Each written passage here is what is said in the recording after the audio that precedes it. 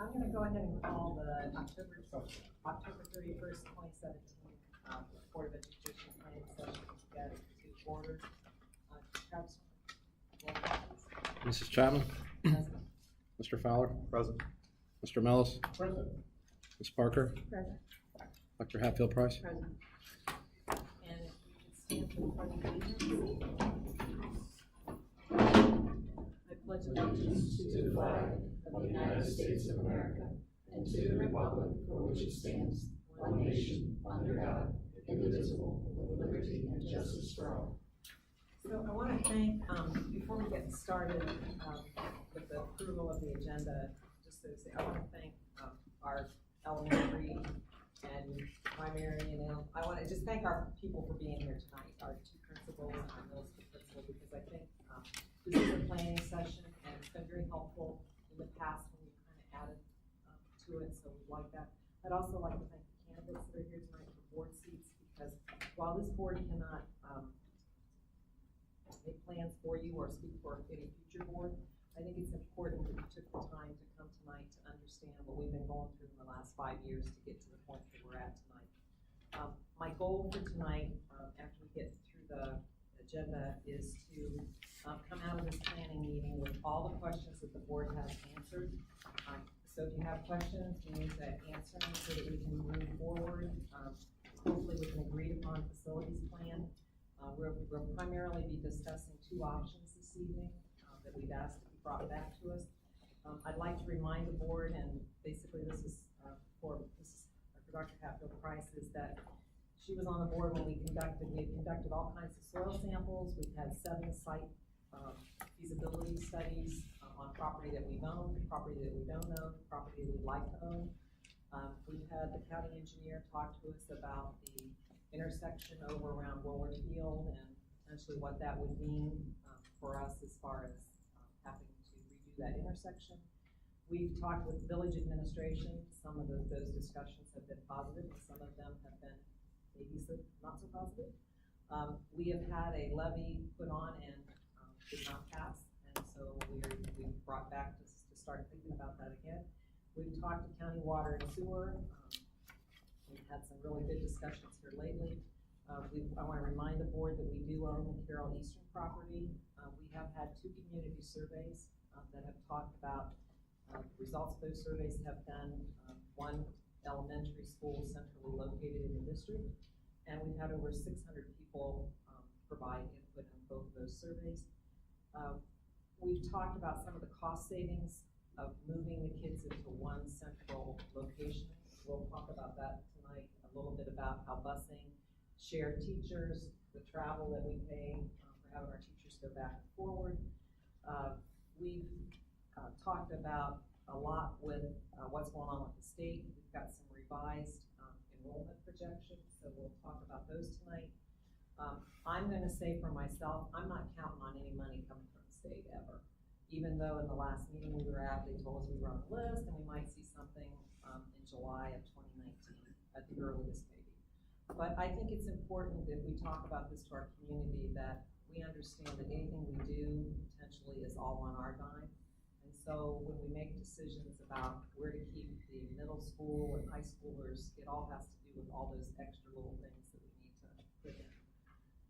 The other goal for tonight, the reason that I'm trying to hope that we can get through this and make a unified facilities recommendation, is that if we are going to go to the ballot in May, we need to let the Facilities Commission know tomorrow what our facilities plan may be. That doesn't mean that our facilities plan can't change, but we have to tell them, what we think we're going to be doing. So we're on a pretty tight. Will they be here tomorrow or something? We just have to know. Right. So with having said all that, and thank you for giving me the opportunity to summarize, please make sure that you really do ask the questions tonight of our folks that are here tonight so that we can get every question answered hopefully. And so with that said, I'd like to get a motion to approve the agenda. Thank you, Mark. Second. Thank you, Mark.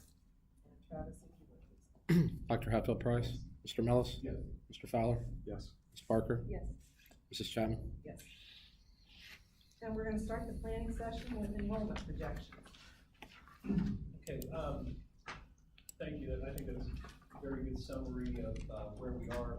Obviously, when I became superintendent in August, a lot of this process had already been underway, and we had looked at 8 different options over the years. In November of 2013, we presented a facilities plan to the community, which was a one and done kind of option, and it was turned down by the community overwhelmingly by 1,000 votes. And when you look at our need, it's not going to change. It continues to increase every single day.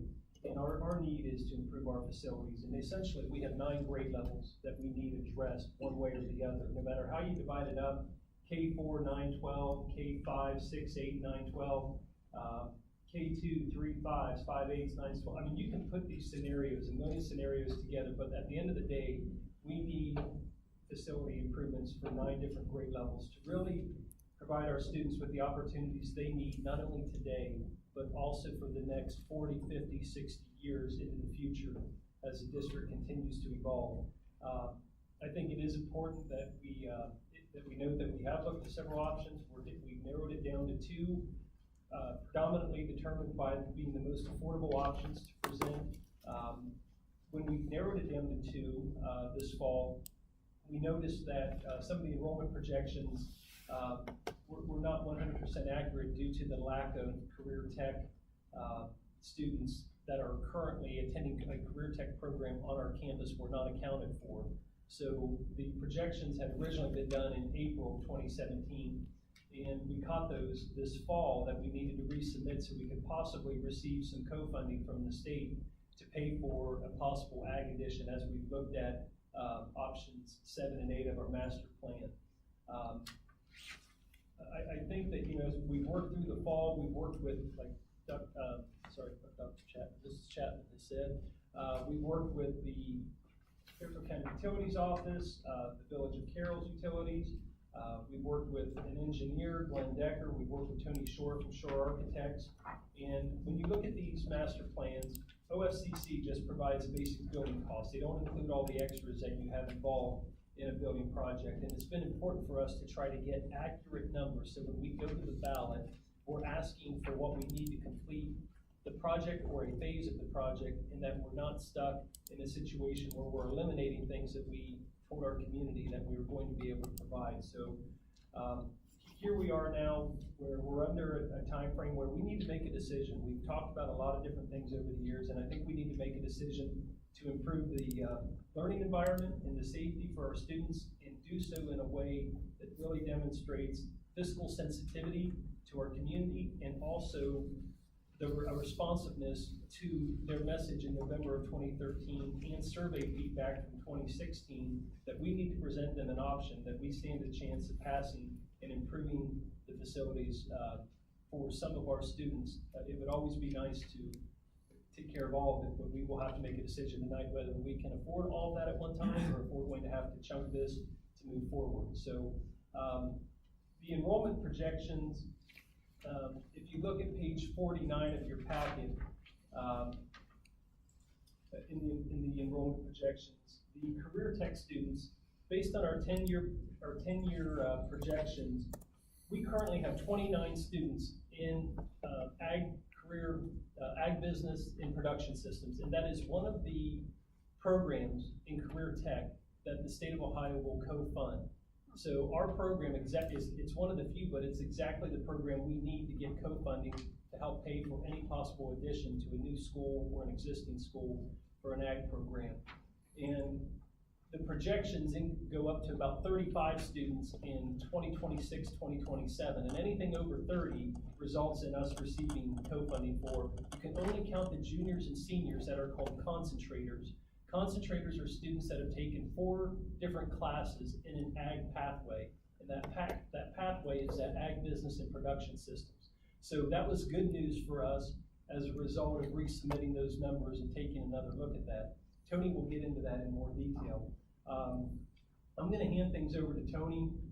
He has a presentation for us and a lot of things for Tony and Glenn to talk about, and I'll come back and give you some more information about the major reasons why we need to consider or not consider, one option or the other with option 7 and 8 of our master plan.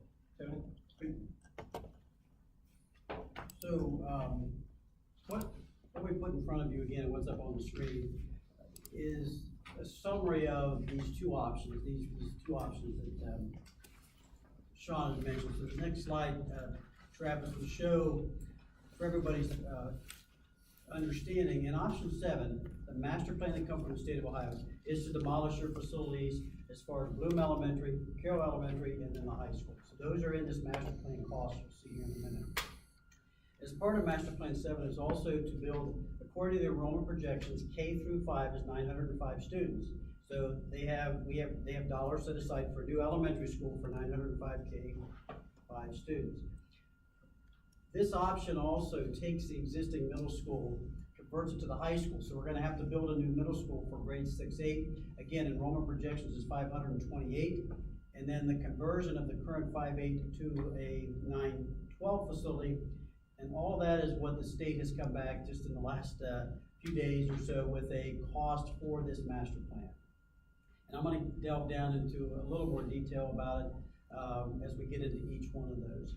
So option 8 is demolishing the 3 facilities, but building a K-8, which would be an elementary middle school for 1,433 students. And then also converting the existing 5-8 middle school into a 9-12 high school. So the difference, as you can see, is instead of building an elementary and middle school in option 7, we're building one building. And when you see these dollars, you're gonna see a few $1 million less, because the fewer buildings you build, the less cost there is. It's cheaper to build 2 buildings than 3.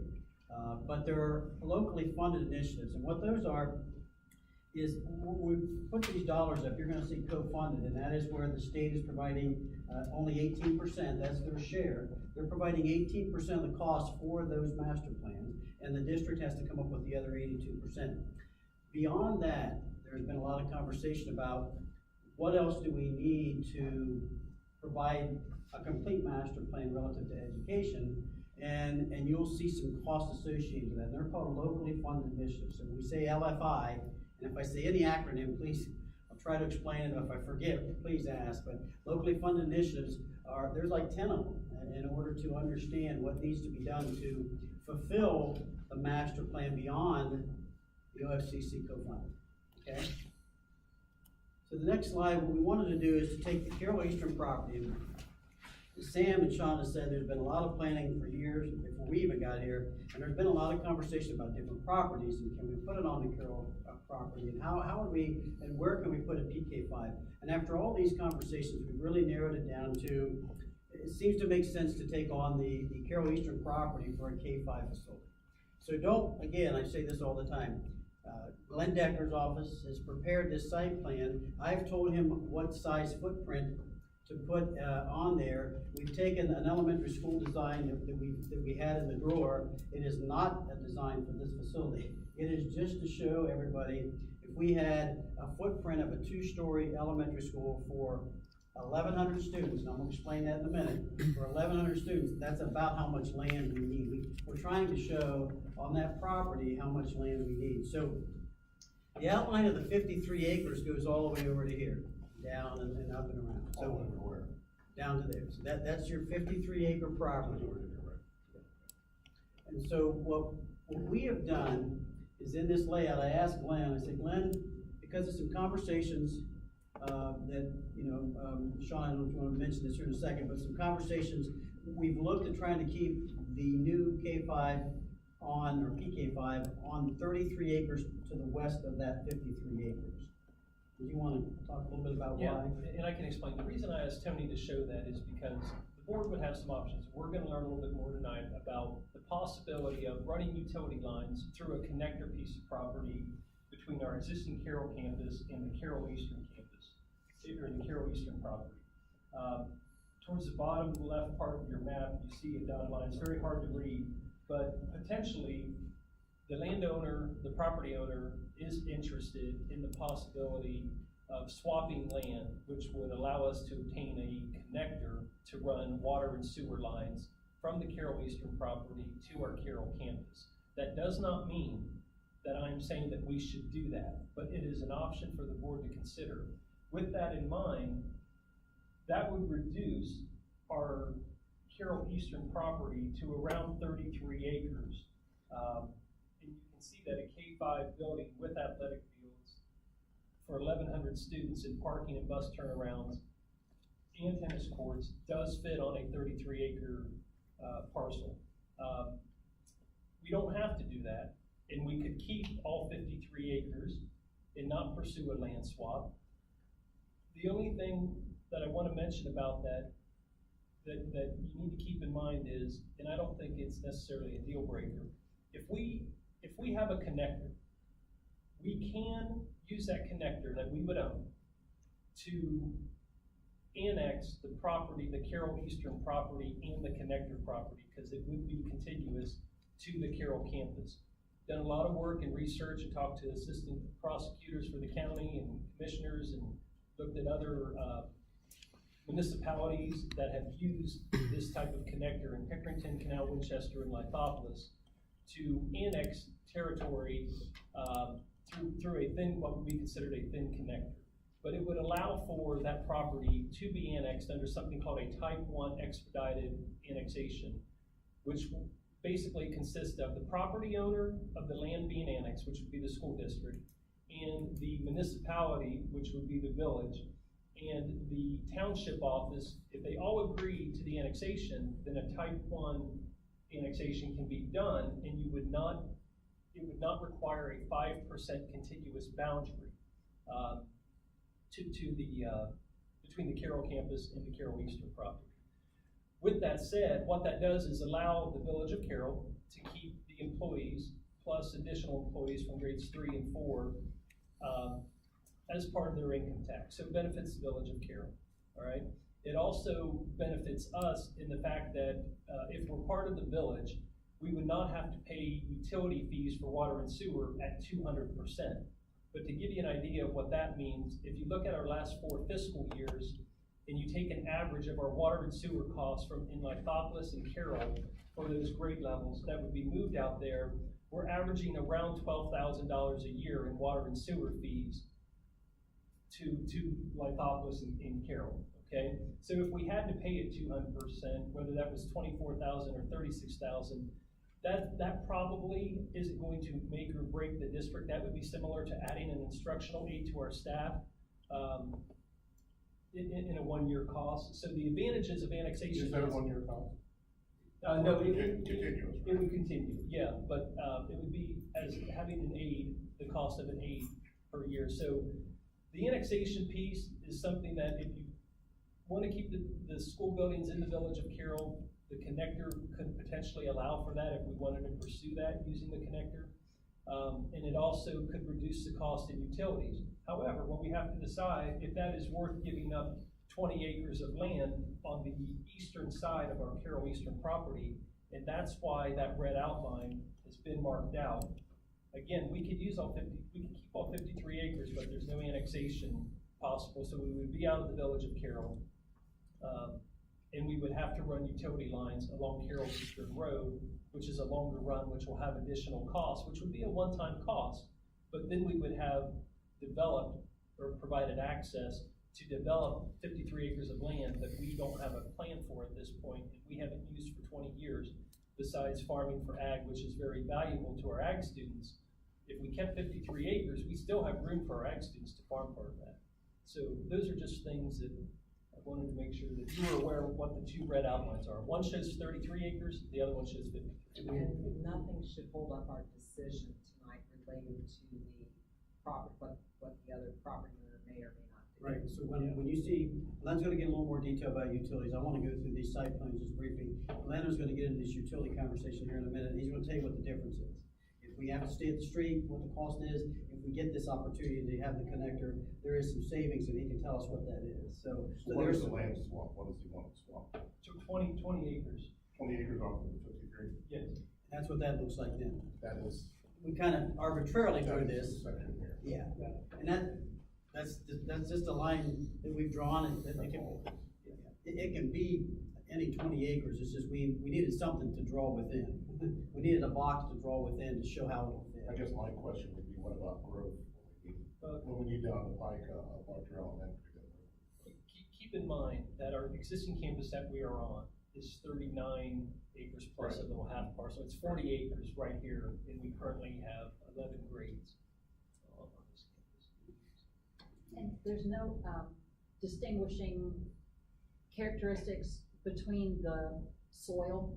You know what I mean? Like, because out here, you know, we had to do something to the soil in a particular area that we didn't have to do someplace else, and that added a little bit of cost, but that is pretty comparable. Consistent, Yeah, if you look at the soil maps, it's pretty much the types of soil, Marengo and Centerburg and another soil, they're all pretty much consistent throughout. Now, about where that bus turnaround is right there, that's kind of the high point. There's kind of a high point.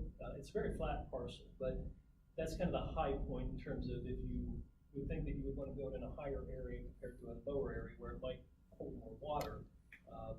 That middle of that property is one.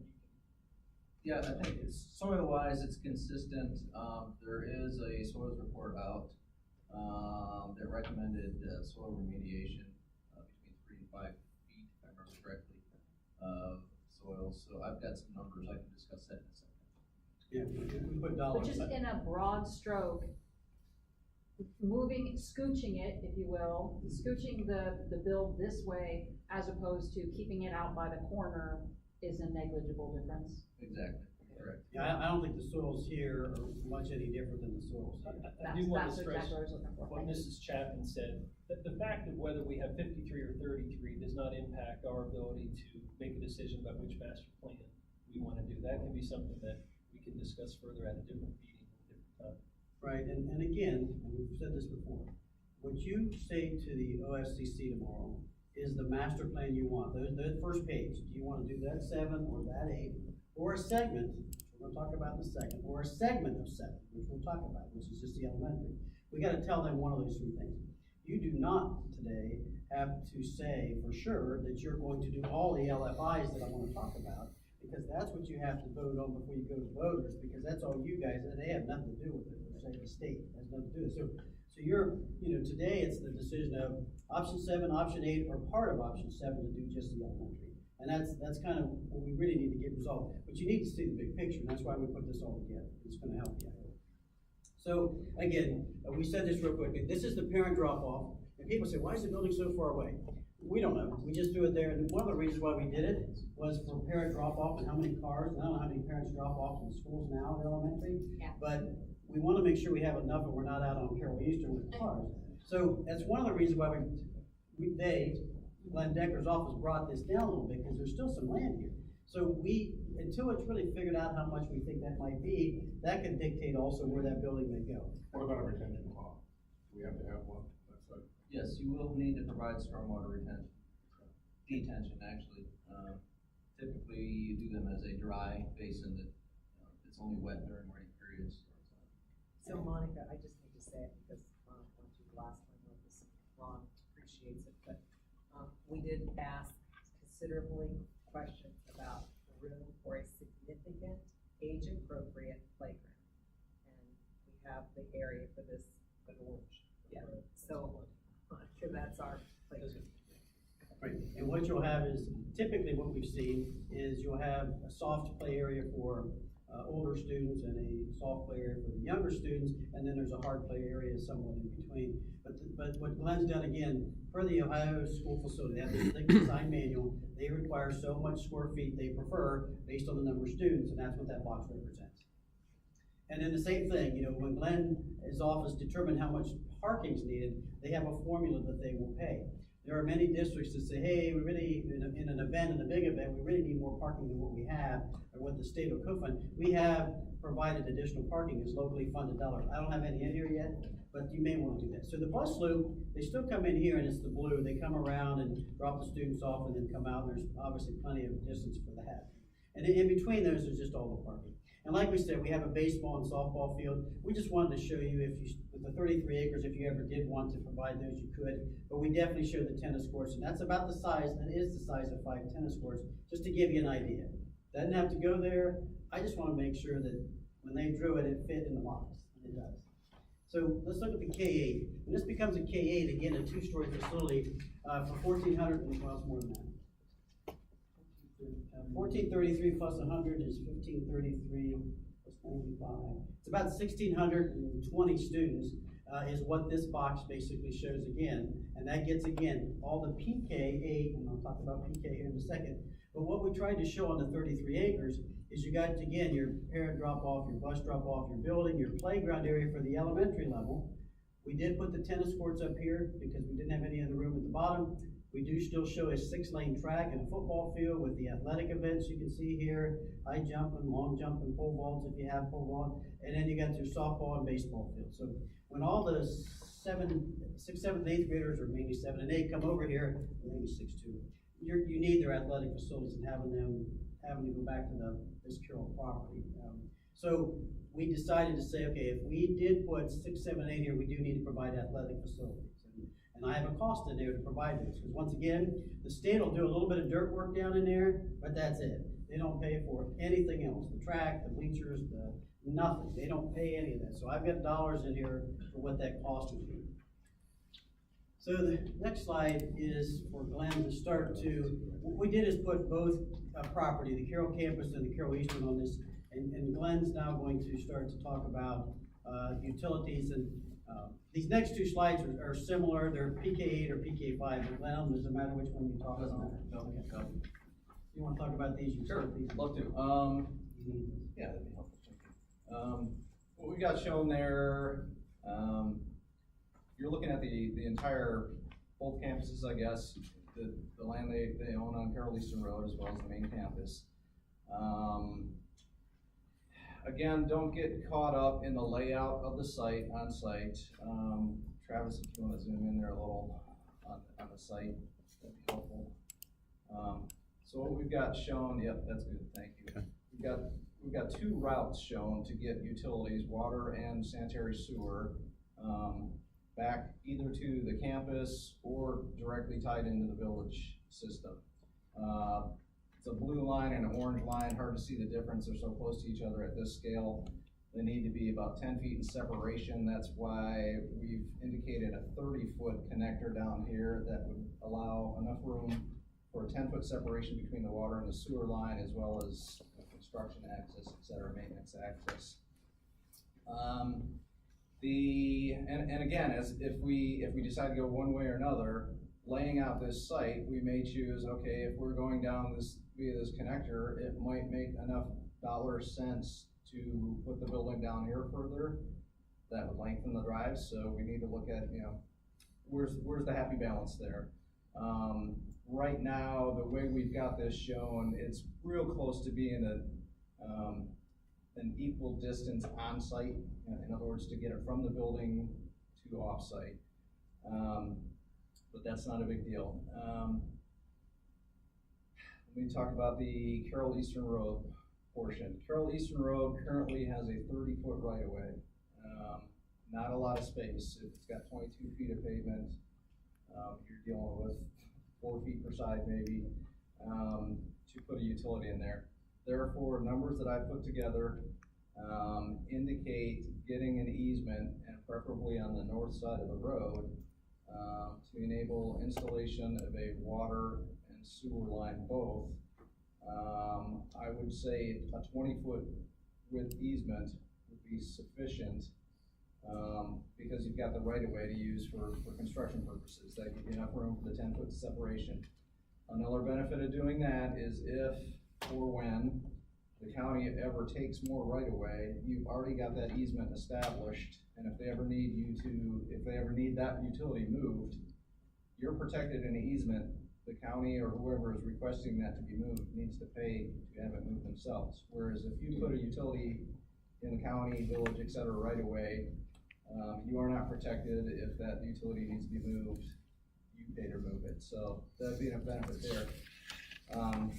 With the limited 30-foot right-of-way, it would also increase the cost to install the water or sewer line to try and get it in that tight of a space. So numbers I put together show putting that, both purchasing easements, ballpark guess at that, as well as a I guess called a normal cost for installing water and sanitary sewer, the force main. For those that might not have been in on the conversations before, the Village of Carroll has an existing force main system. It's a pressurized sewer. So the sewer line shown here is also force main. We're gonna have to pump into it at some point or another. The existing campus has a pump station that pumps into it. So we will have to also continue to pump into that existing force main system. What I've got shown here for the connector version is we're stopping the water line. You can see the blue stopping right there. There's an existing 8-inch water loop that comes around the back of the building here. Based on some of the pressure information I've received, that would give you the best pressure at that connection point.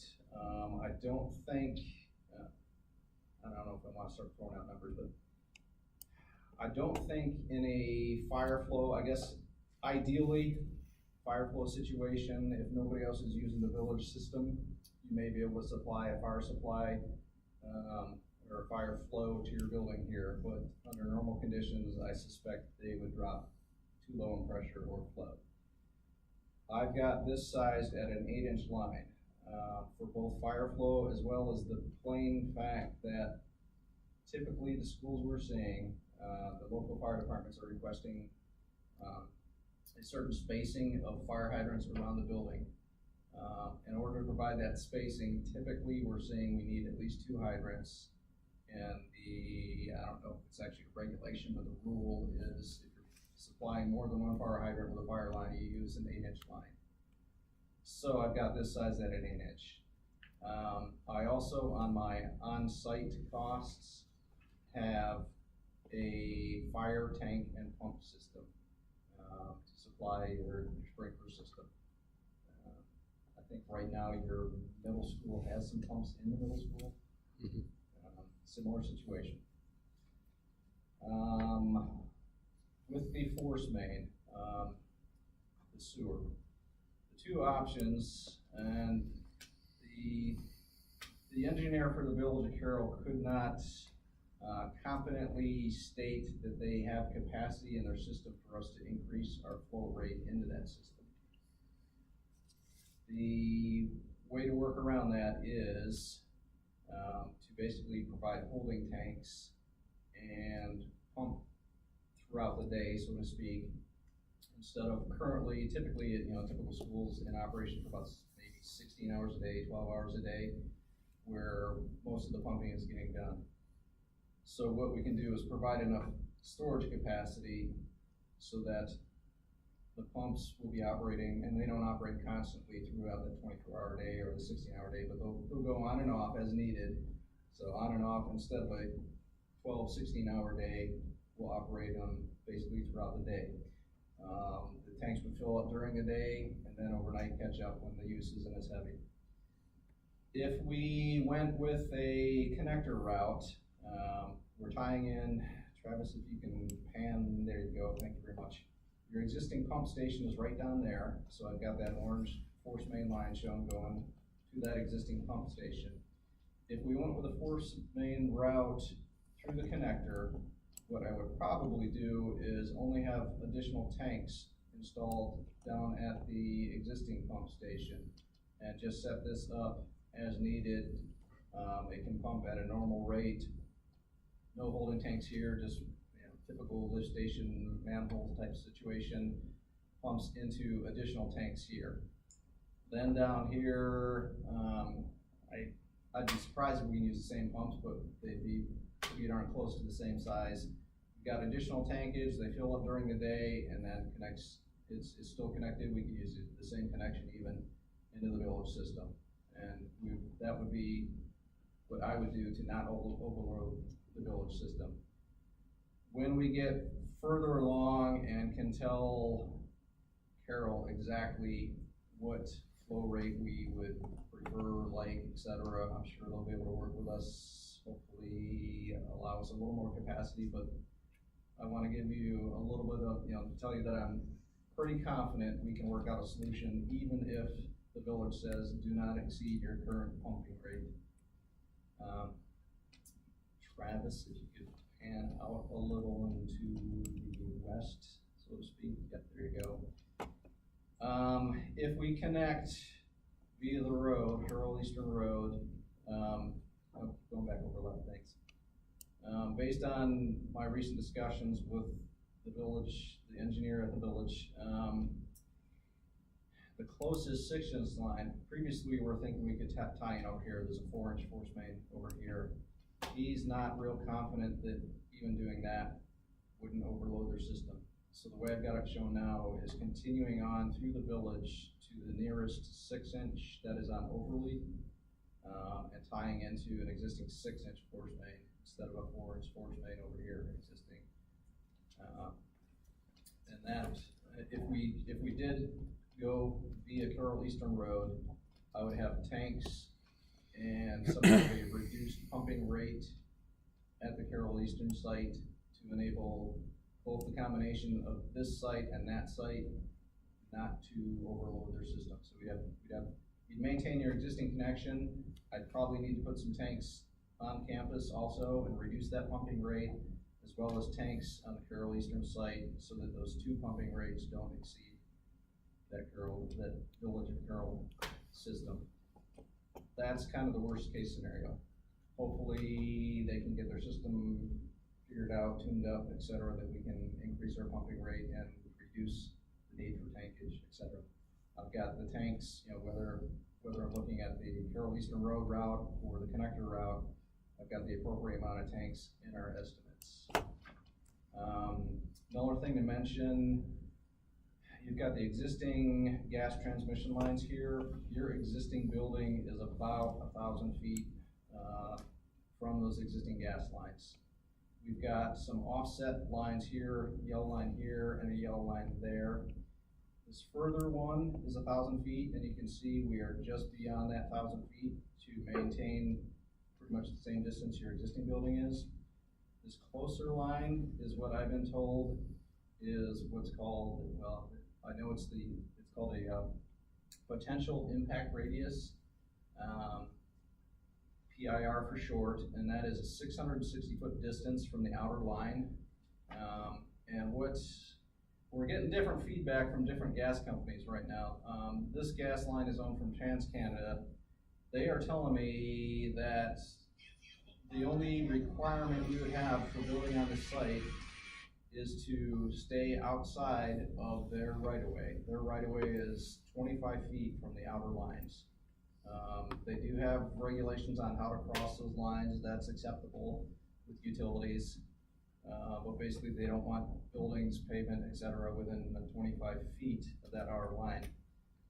But we've got other school situations where we're being told this PIR, do not build within that PIR. So either way, I think we're safe here. We've got 1,000 feet covered easily. Well, not easily, we're pretty much right up against it, which is the same distance you have there. The gas company TransCanada is telling me it's a 660-foot PIR, potential impact radius, and you can see the entire developed site is outside of that. No problem with sports fields, et cetera. We're talking about buildings, basically with any gas clearance, buildings, pavement outside of the right of way too. So you can flip to the next slide real quick. On the PK8, if you look at those two lines on the PK8, you can see that with the 660, we're fine. We're still within that with the building shown where it's at. I just want people to see that. Yep. We're not at 1,000, which is currently what you have, but the 660, we still have the building away from that distance. So we don't know if it's 25 feet or 660, but we've covered the worst case.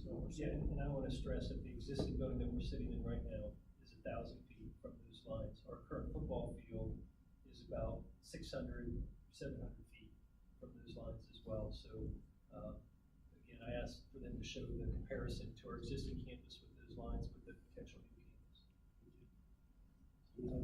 Dollar difference? Sure. Do you have a board on that, or? All you. It's all me, huh? So, Glenn, are you gonna tell, I don't wanna, are you gonna tell us, I see, okay, how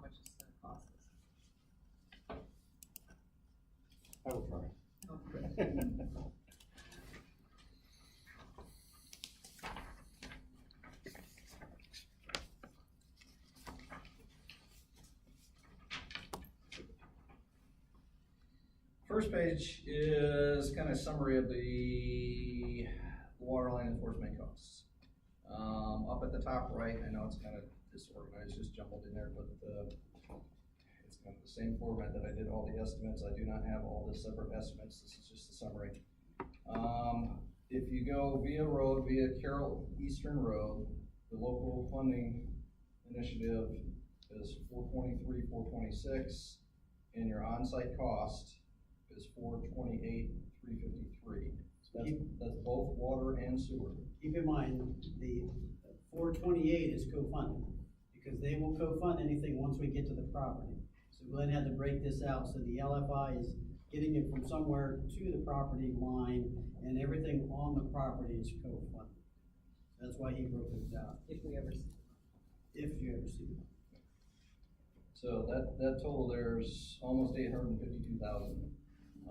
That includes a good amount of pavement replacement to get through the village of Carroll. As you remember, I told you we are now connecting over on Overley.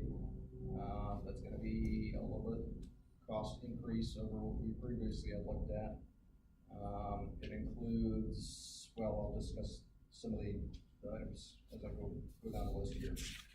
For the connector, the LFI is 175, almost 176,000, and the co-funded is 428, 370 for a total of 60, almost 604, 604,000. Broke that out below that into separate water and sewer, just to hopefully remind myself. If you look at the on-site for the water, that includes 200,000 in a pump and tank system to feed your fire system. So the difference, as you can see, is $250,000. So to potentially give up 20 acres to get that sliver of acreage, the difference is if we can get the sliver, we can reduce basically the LFI cost about $250,000. In my estimates, as you're gonna see in a minute, I included the higher number. So we don't know if we're gonna want to even deal with that property, right? So we've included the higher number in our estimates. The sewer via the connector, you've got local funding, 97,000, almost, just a bit above 97,000. On-site for the sewer, which via the connector would not need to have a tank or different pumping rate. Probably do it just standard. 133,000 for a total of 230,000. Down at the road, the water, local funding, 172, and on-site, 288. That water again, you can see where that 288,000 is just about identical to the 290,000 above there for the connector. Again, both of those $200,000 numbers, that has $200,000 of fire system. The big difference between those numbers, and it's not a big difference, the real difference is just the distance where we've got that building located, just as a ballpark. So those on-site costs are about the same. Sewer cost, again, via the road, your local funding cost goes up quite a bit. You can see the difference between 172, or sorry, wrong number. You can see the difference between the 97,000 if you go via the connector versus the 251,000 for the sewer local funded portion. And a lot of that is getting through the village. There's some easement money in there also. So again, as Tony mentioned, we've got that almost $250,000 difference between going via the connector or going down the road. Has the village made any comment about which one they would like? I mean, looking at going on the road, I realize it costs us more and all that, but considering the connector gets them the third and fourth grade, with the annexation gets them the 44, never. Which is really my opposite, because that big a deal a few years ago, but oh well. The bulk of going down the road is actually county road, but through the village portion, I haven't really gathered a lot of feedback. I suspect, just to make things easy on them, they prefer you to go through a connector, so you're not ripping up their streets. And, I mean, obviously, you'd have to repair them to as good or better condition as they are now. Plus what Sean was saying, again, there's a potential tax revenue that they will get if an annexation happens because of that connector. So I would think they would lean towards the connector because of that as well. It just seems like 23 acres is a lot for you. There's things to consider. I'm gonna have Glenn continue here, but, you know, I worked at the Lincoln School District previously. Friday night I was there, and that is a very rural school district on a county road, and they are currently installing an on-site wastewater treatment facility. Is that what the construction was? Yeah, they're installing a 2,600 student on-site sewer system. They have county water, so there's options. I mean, we want to try to, as best as we can, stay away from the on-site systems due to maintenance and things like that, and also with the EPA regulations. But at the end of the day, for 2,600 student wastewater treatment center on-site on their campus, they're paying $800,000 for that. So that gives you an idea. If we wanted to run water lines down the road or through a connector, or do an on-site, there's options around there for the wastewater. But Is that a discharging system, or is that a on-site treatment system as well as? I believe on-site treatment system. Okay. Or on-site disposal would probably be a better term for it. Yeah. So what's their population? They have 2,100 students, but they're building that for the capacity to, if they brought their elementaries onto that campus where they are. Right now it's middle school and high school, but I just wanted to obviously point that out. But I wanted Glenn to assume worst case scenarios here.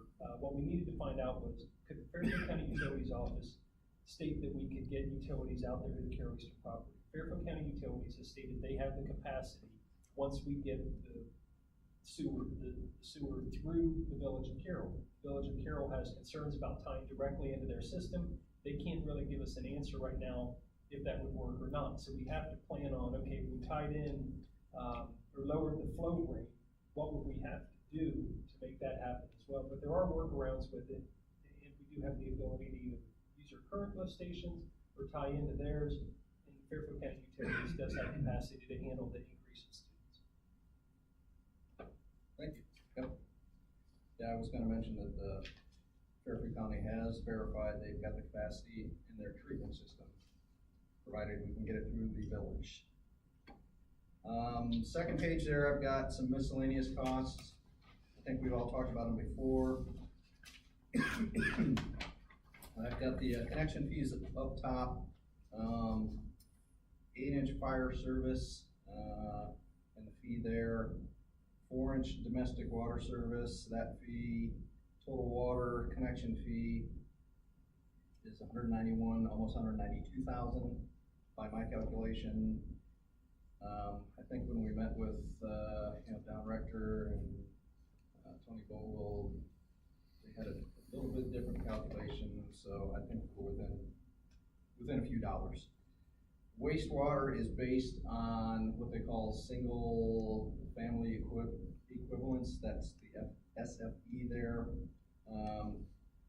I've got two flow rates there, 39,700 gallons per day versus, I might have that backwards, versus 28,875.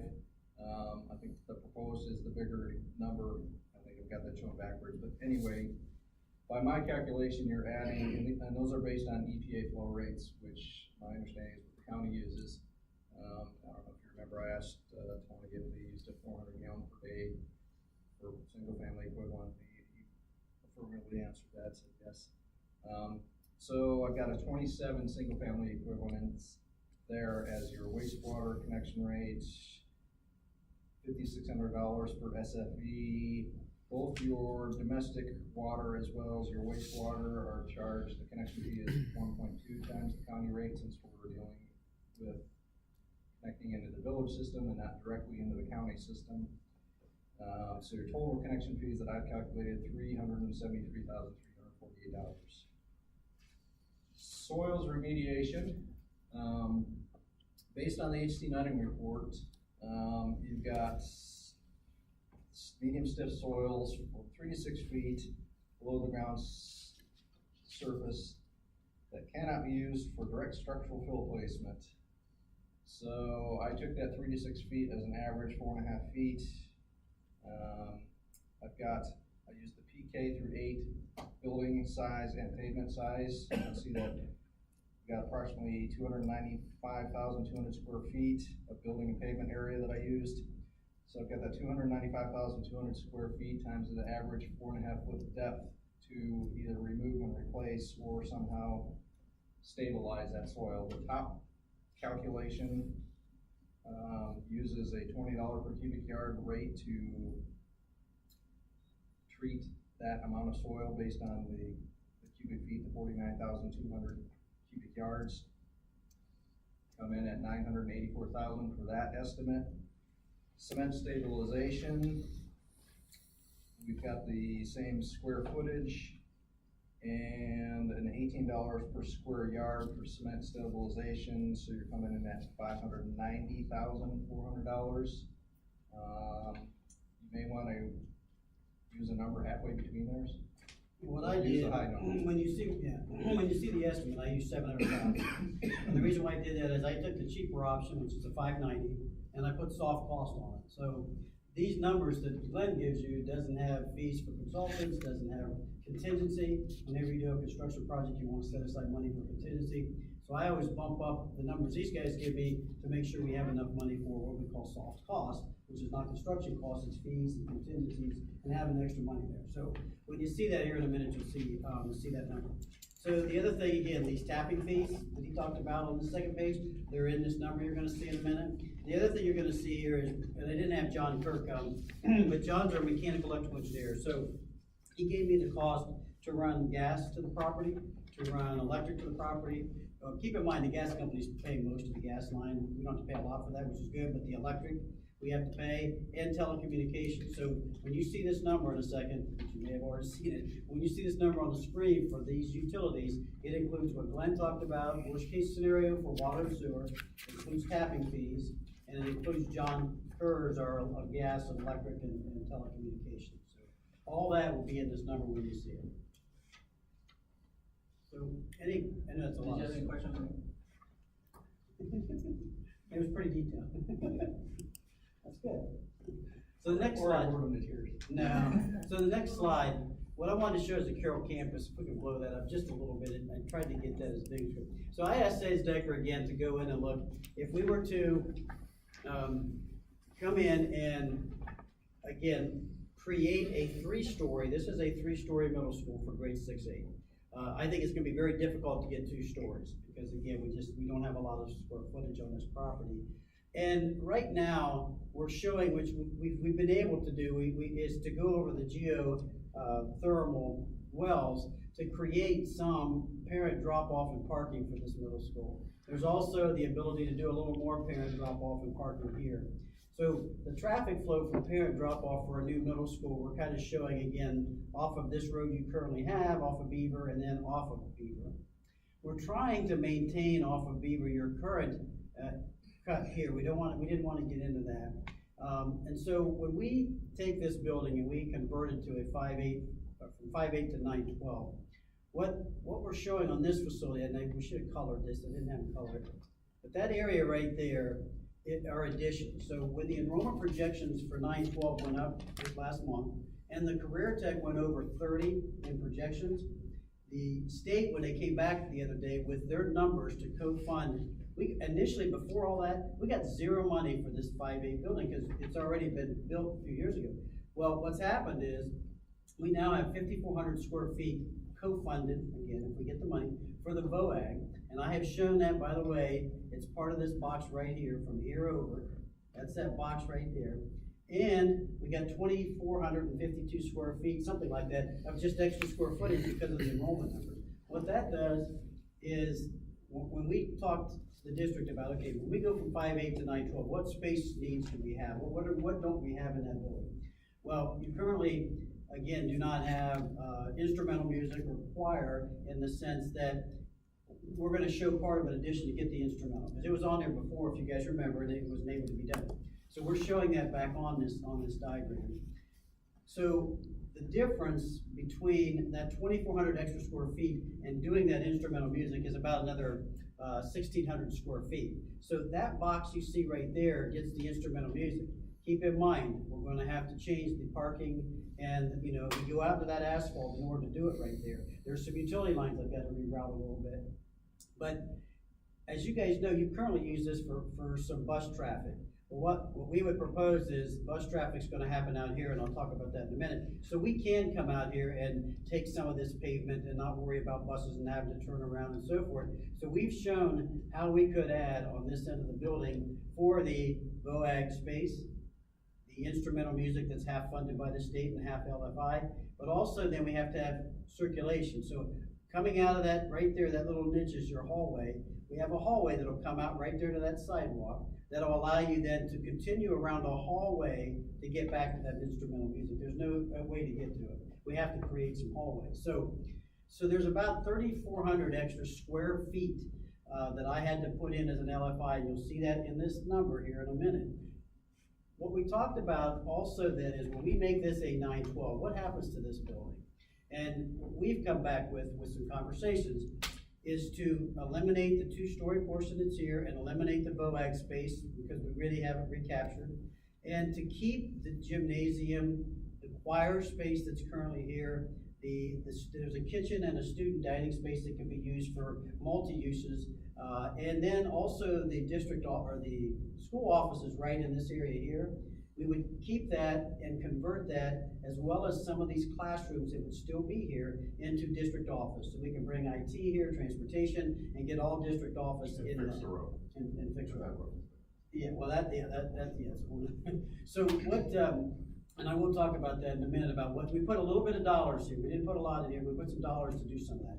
So one of the conversations we were having before is, well, it would be nice to have these connected, because keep in mind, really, everything's gonna be happening in this building, but we are still wanting to maintain the choir building, or in this building that's here. So people will have to come over for this choir class and to use the choir. This is an extra gym. You know, this gym is, again, an auxiliary gym, but we cannot tie in to these two buildings together, or they're going to require we fix it up to their standards. And if you remember how many millions that was, we don't have to do that today, as long as we don't connect. That doesn't mean when they're done and out of here, you can still build a connector if you want. But as part of this project, we can't touch it. As soon as we connect to that old existing high school, then they're gonna make you bring it totally up to their standard, which is millions and millions of dollars. Please keep in mind, we would not have, currently we have grades 5 through 8 crossing and grades 9 through 12 crossing. With this, with a phase 2 possibility, or a 6-8 building being built where the old junior high used to be, that building would have a vocal music room built into it and a band room. So if the middle school, the existing middle school became the high school, right now we have 2 periods of high school vocal music, chamber singers and the chorus. So the existing band room right now would become the vocal music room, and you would have just those students coming over. But once they are out of there, if you wanted to connect it, you could.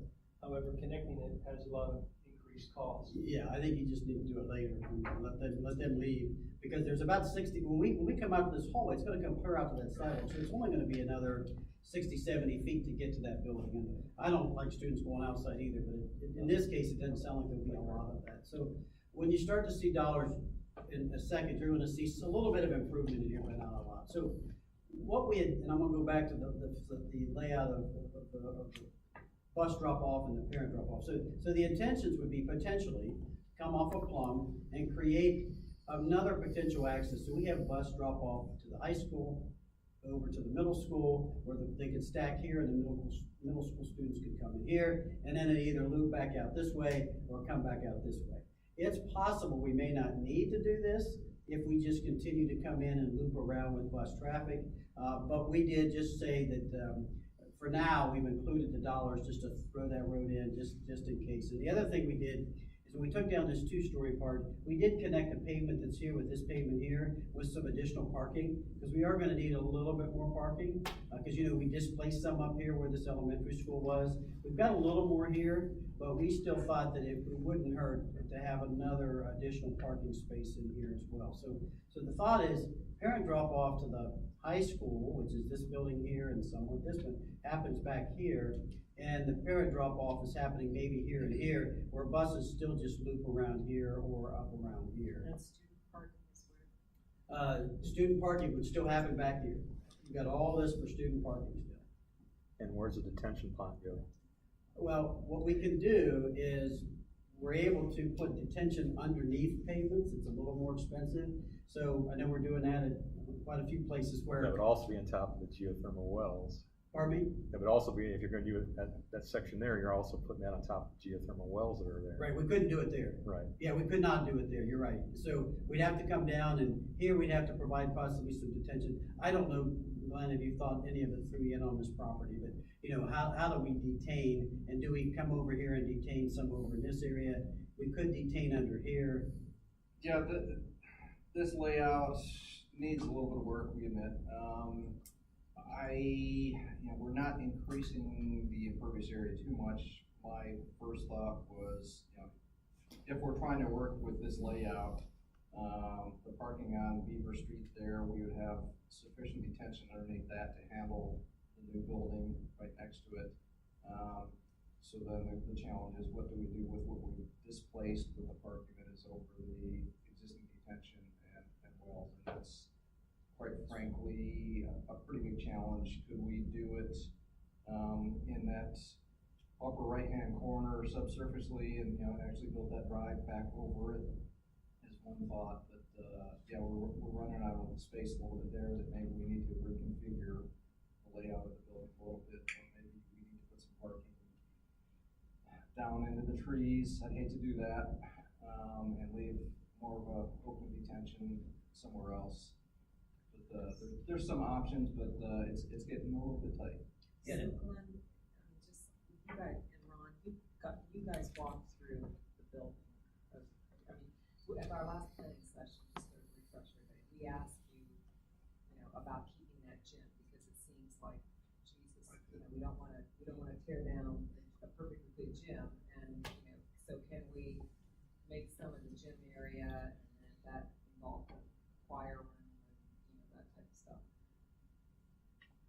I'm just concerned, and again, it's not gonna derail this, but again, it's communication. One of the things that we have heard ever since we built this building, those of us that were involved with that, has been concern for safety, concern for security, and I don't see that being addressed if we're having kids travel on back and forth over the use of the choir. We would no longer have grades 5 through 8 traveling between buildings for any vocal music at all. What you're looking at would include students in grades 9 through 12, currently 2 periods a day. That hallway would be extended out, would be a shorter distance. So it would include students in grades. Doors are still open. And again, I'm not trying to be argumentative, but, if you're here on campus during those charging, changing times, nobody questions who you are. Those doors are open. Kids, we do have staff there and we do monitor, but it's still Well, and we could, again, and I don't We know how would much not- traffic goes through here, but we could create some fencing. To create a way to get that 60, 70 feet over to the high school, existing high school. So there is some potential. Well, but again, I think what we're gonna have to talk to the fire department a little bit about is, we still have access around this facility, and Glenn, you and I briefly did talk about that. If we still have access around this facility completely, is there a need to keep the fire department to be able to? And you can also set gates up that are able to be, open. knocked down or whatever, which we've had to do. I don't want us We just got this afternoon at about 2 o'clock, but I don't wanna focus too much on the purple building configuration, the parking space layout, at this point. We wanna focus on the options, which is option 7 and 8, and the possibility of a 6 through 8 building going there. But in my conversation at the end of the day with Tony was, if that purple building needed to be moved south a little bit, potentially closing the current entrance to the campus and providing more space elsewhere, we could continue to slide that, providing more space to the north of the property and possibly changing the entrance, not even exactly where that blue line is coming in off of Plum Road, but more so over top of where the district office is, that would have less of an impact. So again, But we have the room, what this is Yeah. showing us is we have the room to do option 7. and we've got a little bit more space to move things up or down if we Exactly. need to. Because we haven't, again, if we do consider putting district office in this facility, and this doesn't have to be ours. So like, exactly, and this doesn't have to necessarily be here either. I mean, if we do create this entranceway here or here, we've got our loop for buses, and again, this can come down, we can come down and. That Beaver Street entrance actually was moved a little bit north when the old building was torn down. I mean, that Beaver Street entrance, Tony, if you kind of highlight that, right there could be moved south just a little bit more. That's where the original entrance used to be when the junior high was there. So, exactly, Sam, I think what we were trying to get Glenn to do is, okay, we're gonna cut this off, and, this is nice, it'd be nice to have some extra parking, but can we get a 3-story middle school with parent drop-off and so forth, and we think it'll fit on this property. Is it finalized? Absolutely not. And you are building buildings like that currently in other districts, Meaning, Whitehall, three oh stories. yeah, 3-story middle school, Rosemore, their high school is also 3 stories. We've been pre-planning another district that they're even thinking about making their elementaries 3 stories. You can do that and have your 4th and 5th graders up there. But we've traditionally been doing 2-story elementaries, but 3 stories fine. Code allows you to go 3 stories, you can't go higher unless you separate between the 3rd and 4th floors. So nowadays, that's why you don't see anything higher than 3 stories. But we've done, and we could, again, when push comes to shove someday, yes, we'd love to take you and show you how, and 3-story middle school is not a problem, or a high school, in my opinion. When you get to elementary, again, I like 2 stories, but there are administrators that say 3 stories fine. Quickly on the entrance on that side, part of the reason why it did move north is because of the traffic study. I'm not sure we can actually bring it down further. You may not because of this, right, you gotta keep, usually you gotta be off of it, You need a distance from an intersection. right, from an It's almost like intersection. an S. It was big. It's Plum Road then. So again, it may be this just needs to go away. I mean, if we have a good entrance way in and have our loop, and we have parent drop-off happening in some other way, and parent drop-off happening some other way, we may not even need this, which will help us, again, bring this down, help with some of the detention, Ron, like you were saying. And so we just think there's ample space, especially when we get rid of this area of the facility too, that gives us some ability to do additional parking even. I didn't show it on the BOAG, but if we need to start putting some there for some reason, it just needs to be thought through, and that's way down the road. Okay, so let's flip to the next slide. Now we just talk about dollars. So the master plan in option 7, that master plan number 46 million, that is the dollar figure that the state gave us. Keep in mind, that includes all that option 7 master plan I talked about before. Keep in mind, there's $300,000 in there for site access, meaning to get into the Carroll Eastern site, there's $300,000 for turn lanes. It's already in this number, so the state's smart. Years ago, they realized they gotta throw money in for those kind of things. So those dollars are in there. If we tear down just a part of that existing high school, we don't tear down the rest of it, in this number is demolishing, and it's close to $1 million demolishing that existing high school. We save $522,000 if we don't tear down what I just said a minute ago. So I put that credit back into the into the dollars. So now the locally funded initiatives.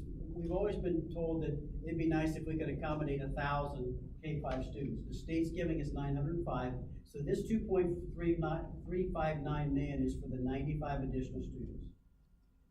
Then we've had conversations a little bit about PK, and at the next slide, don't flip yet, but the next slide at the bottom, I show PK not happening in the new K-5 building. But this has it, if you decide you wanna put 4 PK classrooms on that K-5, it's about 1.3 million.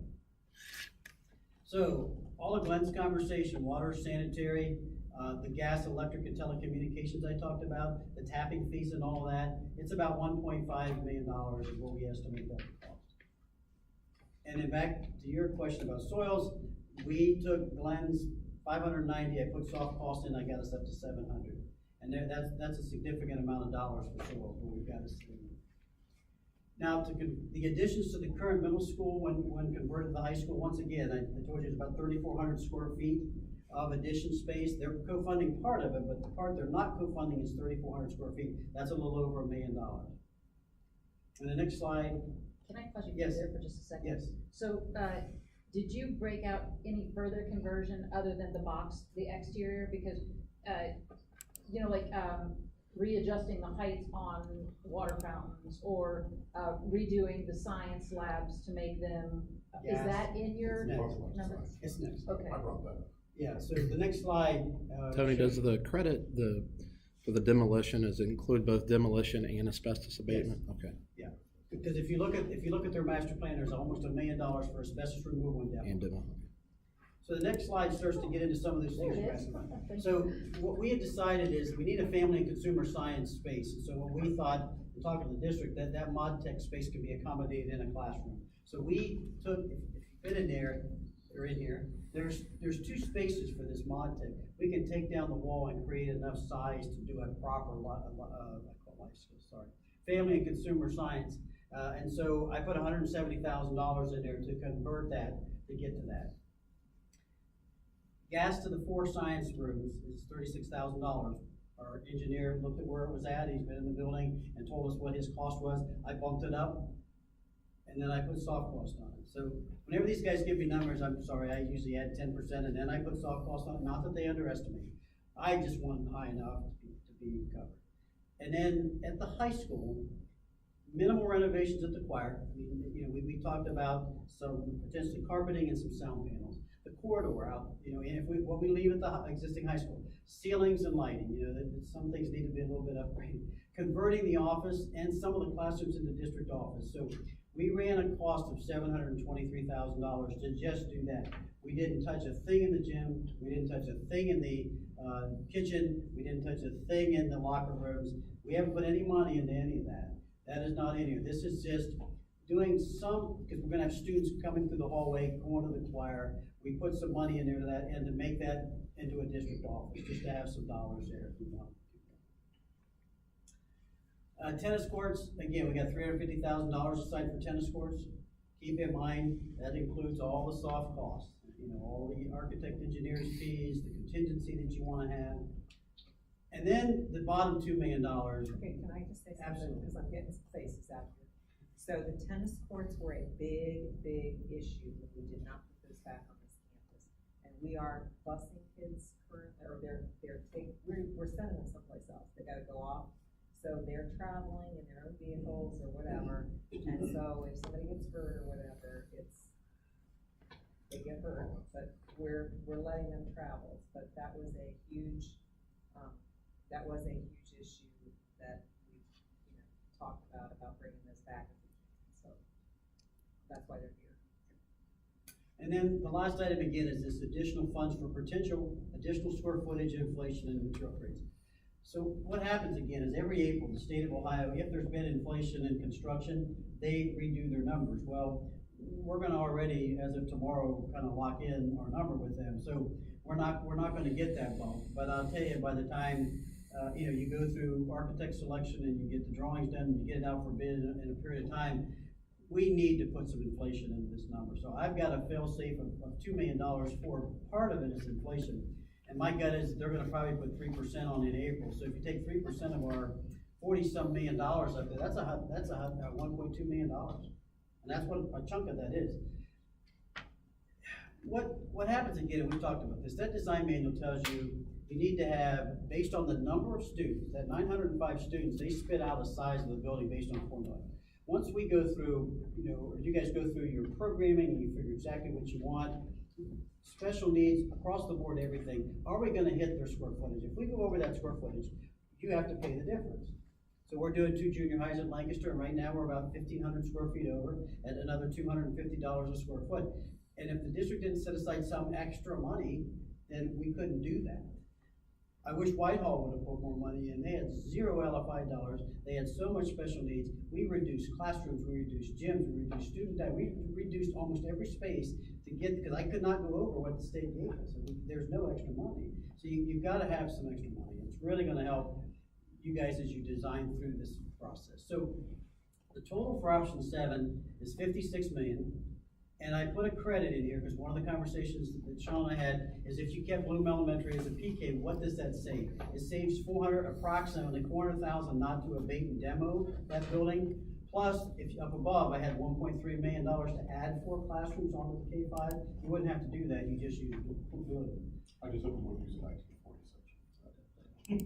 The 1960 section Before it falls off on its own. has 5 classrooms that have a sink, and there's currently a classroom with a restroom in it as well. There's a restroom in the hallway.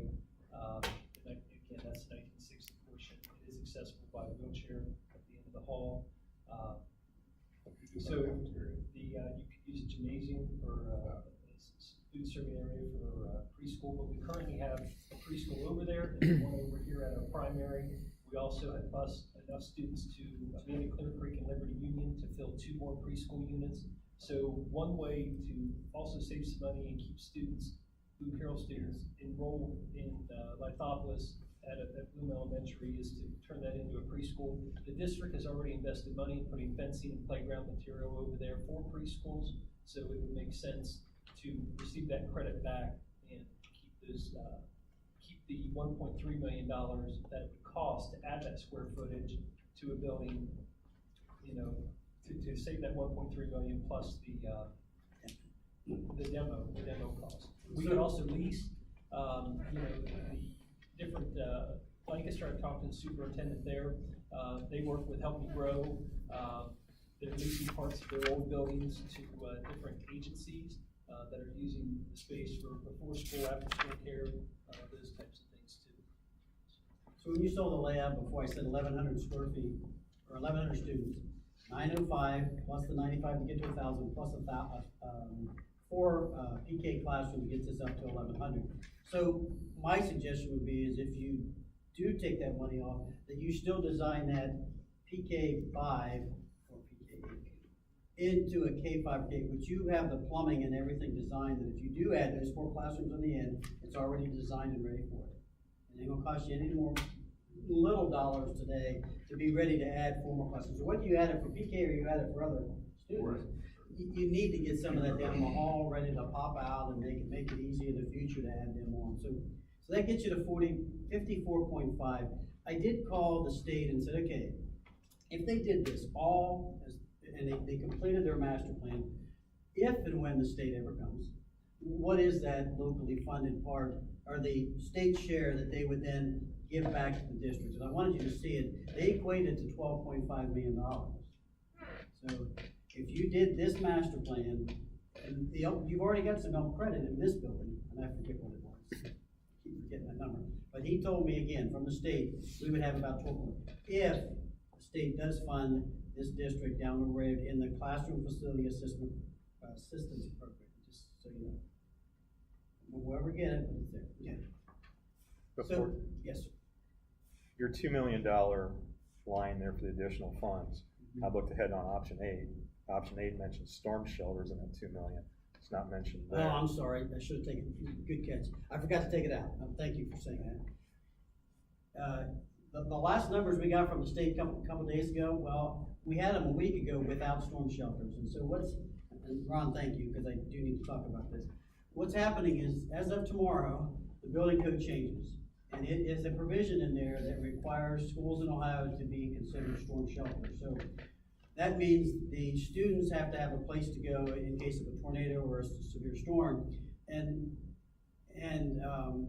it has really thrown school construction into a tizzy this last month, that's coming on board. So the state of Ohio had hired somebody to figure out what they think that cost is and how they think they could remedy that. And they did change the numbers, Ron, and everybody, that included that figure, because I had over $3 million down there until 2 days ago, because they told us they bumped up these numbers to cover that storm shelter. My hopes are is that the state of Ohio, and we want to be unsafe to our children, but that they waive that. Michigan waived it. Michigan, this is the Ohio adopts a federal code, as Michigan does in other states, but the state has the authority to whether they follow it 100%. So Michigan did waive it. They did, just recently, they took that out of the code, so they don't have to do it. On new schools, it's easier to do. We're putting additions on Canal, I'm putting addition on a school at Southwestern. What they're telling us is, yes, those extra kids over here, I got 500 kids in this school, but the extra 250 I'm gonna put this addition on, they need a storm shelter. That doesn't seem fair. If I'm in that school, I get to go to that storm shelter because I'm over here, I can't get all these other 500 kids in it. So these kids aren't in a storm shelter, but these kids will be. That just doesn't sound right. They need to either change it or fix it or something, but I'm just telling you that it's really become an issue. So it's about 2.5%. I don't know if that's how I equated with you guys, but I did, like I say, 2 days ago, got new numbers, plugged them in and took them off, and I forgot to take it off of option 8. So are they funding those storm shelters at 100% then, or just the 18% co-fund? Just the 18%? Because then the numbers are different between the two options, because you need 2 storm shelters in option 7. That's right, and so in their dollar figures, they've got 2 storm shelters in option 7 and only 1 in option 8. So with that one, what was it, 40, I forget the number, 42 million you're gonna see on the next slide, that reflects storm shelter for 1 building. Option 7 had to do storm shelter for 2 buildings. But that money is reflected in their cost. Yes, it's in this cost. If you look at the master plan options, and if you look at page 3, then at the bottom it says specific allowances, and they have, when I sent you the new master facility plans, they included those specific allowances in that cost. They did. So I didn't know if he was gonna have it to me in time, and I already had dollars sitting in there, but I was able to take them out. So thank you. I'm kind of glad I actually left it in, because I totally forgot to talk about it. So option 8. The master plan for option 8 is 42 million. Does anybody need to take a break? You okay? Go on. Good. So option 8 is 42 million. Everything from here down is gonna be the same until we get to the last item. We still get the credit on the high school. We still wanna get that K-8. By the way, option 8 remembers the PK-8. By adding the 4 classrooms for PK, we have the same utility costs. We have the same soil issue if we put a PK-8 over there instead of a PK-5. We still wanna do the work here to the middle school to convert it. Next slide. These are all the same numbers as you are converting Mod Tech, gas to science, minimal improvements to the high school tennis courts, and this funding of $2 million. But what's additional here is, when we have 6, 7, and 8, and I showed it on the plan, we still have to build a football stadium with the track and the softball and baseball field. So that's about $1.8 million. So that adds up to about 54 million. If we take the PK out, we're down to 52 million. So I didn't put a tabulation, the difference between the two. So what is it? Mr. Numbers. 2.2. I'm just saying, what's the difference between the two? If you look at the 54.5 in option 7 versus 52.3, it's 2.2 million, approximately $2.2 million more to go to the PK-5 instead of the PK-8. Again, it has a lot to do with you're building 1 building instead of 2, but you do have extra costs for athletics. And that's totally the difference between the two.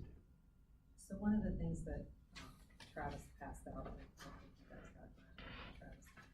Sean passed out was, we were kind of brainstorming between all of us, and we kind of put it to a positive and negative, or pros and cons. So that was just basically for the board to think about, to generate some discussion and for you to talk about. Tony, do you want to continue? Let me just, if you want, let me do my last slide. And what it is if you decide to do option 7, but only segment it and only do the elementary, because I keep hearing, since I've been here, this is where the need is mostly needed, is needing space for elementary students. And so I wanted to show you guys if you just dealt with the elementary. So this is the co-funded total from the state to do this K-5. 1,000 students is the same, adding PK is the same. Utility costs, we still have utility costs. We still have to deal with the soils over there, still wanna build tennis courts, but this number drops because I'm only doing one building. So I've got down to $1 million as far as my additional costs. And I've taken the addition off, meaning there's no demo of any buildings in this master plan in this segment. I didn't demo anything. This 22 million is just to build the school. So that's why this number is less. I'm not taking that $400,000 off to not demo Bloom Elementary because it's still there in this plan. It's just dealing with that elementary school and the utilities to get it there, adding PK, adding tennis courts, and it's a 28.7 million. Okay. So Tony has obviously been pretty thorough in a breakdown of options 7 and 8. And what I also wanted to think about in this process is a couple things. I gave you a handout to address, I guess I'll call it the positives and negatives of each. And with all of our master facility plans, again, those are just rubber stamps of the building only. It doesn't include all the site work and all these extra LFIs to get where you want to get as a district. But if you look at option 8, obviously it's a one and done. You go to the ballot. If you pass it, fine. You get your K to 8 building done. You convert your middle school to your high school. Your master facilities plan is done. But obviously, you're coming back to the ballot with a levy that is extremely comparable. You're trying to build 9 grade levels, and it's pretty simple. 9 grade levels based on the square footage with OFCC comes out to a certain dollar cost. If we're trying, our need is for 9 grade levels. So if we try to address that at one time, we're going to be asking for a bond issue that is very comparable to the 2013 cost that was rejected by 1,000. Yeah, by 1,000 votes. If you look at option 7, and you look at the segment of it, you can do a K-5 and then get that done. Come back and do a 6 through 8, and convert the middle school to the high school. Obviously, phase 1 being that K-5. A couple things I want you to keep in mind. Phase 1, a K-5 building, fixes our immediate problem. It gives us our elementary facilities that we desperately need for K-5. It provides for the space and the safety that we need today and moving into the future for our students. It moves the 5th grade into an appropriate setting that is that I believe, and I think most parents believe, and most educators believe, and the principals believe that is developmentally, academically, emotionally, socially, and instructionally the best place for 5th graders to be. Yes, there's some LFI costs with that to go from 905 up to 1,000 students. But if we don't make that decision with this facilities plan to move our 5th graders, then we are saying to our community that the 5th graders are going to stay in this middle school for quite some time into the future. So obviously I want you to think about that. If we go with an option 7 and we segment it, I believe that shows that we're being consistent and we're listening to our community. Again, that survey was done twice. They wanted one elementary school near the center of the district. A K-5 building would accomplish that. The phases, if you look at the dollar amount on that last slide, or the second to last slide that Tony had, to me it shows some fiscal sensitivity and responsibility. I believe it's more affordable, and ultimately coming back for a phase 2, we do address the need of the district. I'm going to have Travis give you some estimates, and these are not verified numbers, but I'm going to have Travis give you an estimate what it would mean roughly to an owner of a $250,000 home in our district.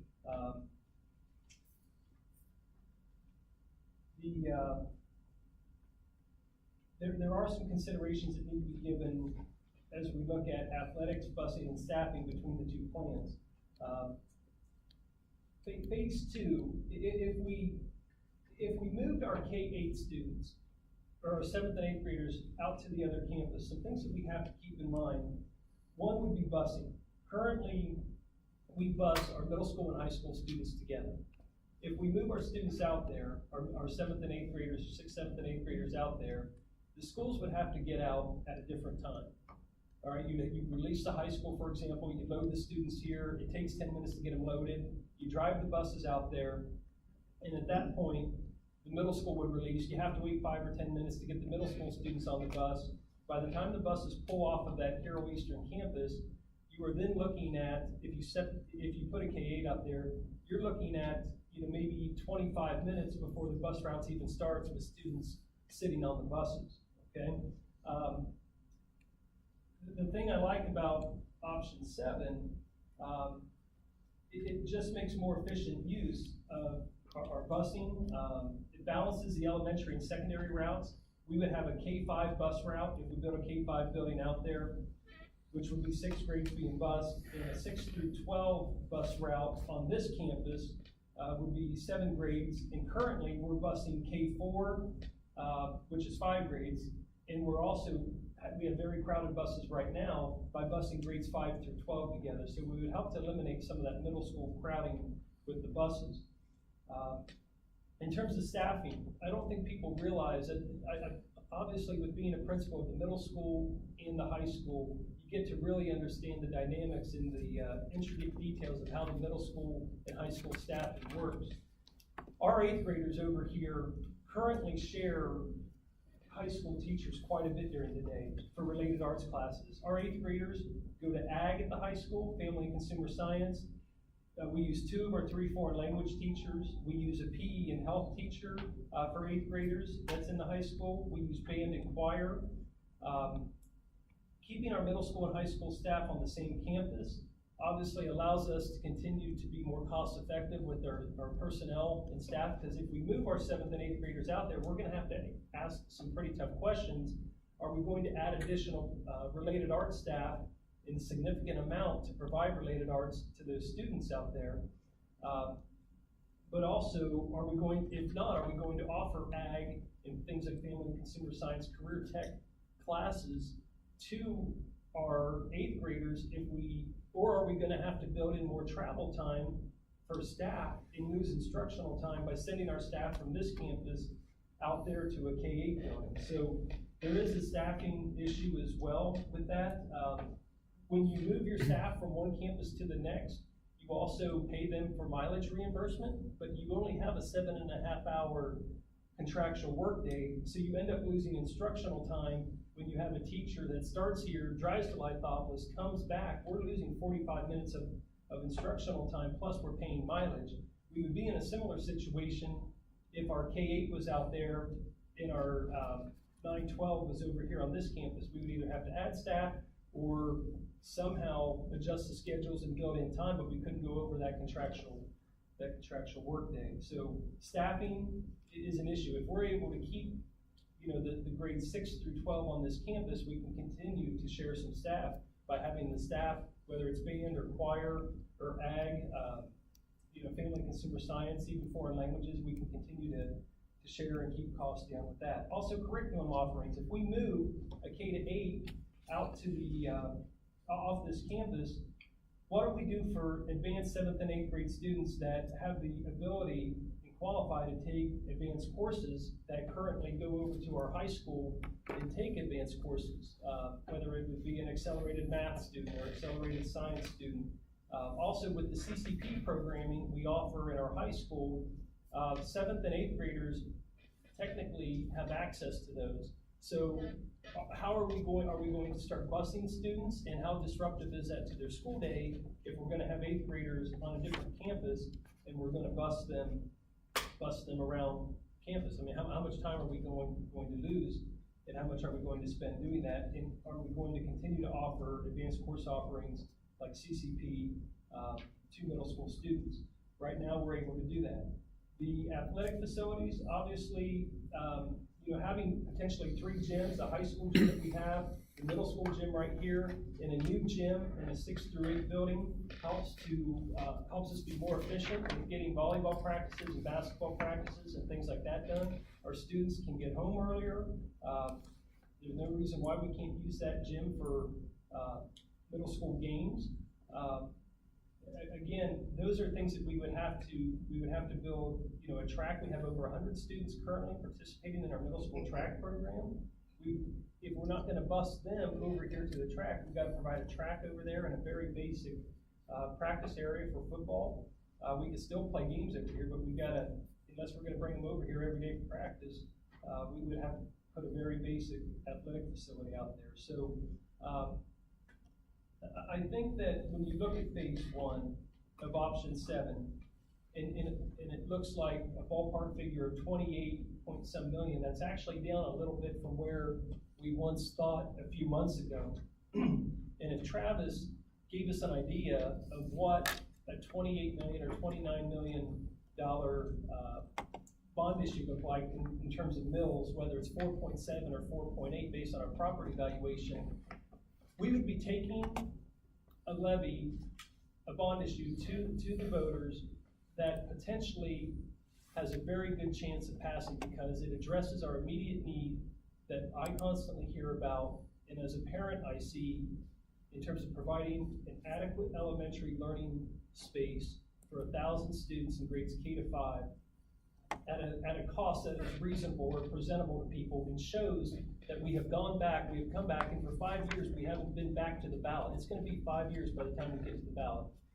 And that we have looked at how we can present our community with an option to address our immediate needs at a reasonable cost, and also have a vision or a plan communicated from the board of where we see our facilities going in the future. The negative side is that it is 2 phases. It doesn't complete all 9 grade levels, and we'd have to come back later on and ask for more. But I look at my own house, and I want to fix my kitchen island, and I want to remodel my basement, and I can't afford to do both at the same time. But do I never improve one of them because I can't afford both? No matter how you look at our facility needs, the dollar amount and the grade level amount that we need to address is significant. So how do we eventually get there? Do we not act, or do we make a decision to move the district forward that clearly communicates a vision of what we're going to do with our buildings and how we're going to layer them in to get there? I think the $28,707,264 is the significant difference between the $47.7 million 2013 levy, and plus there was a 2 mil permanent improvement levy at that time in 2013. And I'm concerned that if we come back with the same dollar amount, we're going to potentially have quite a challenge on our hands.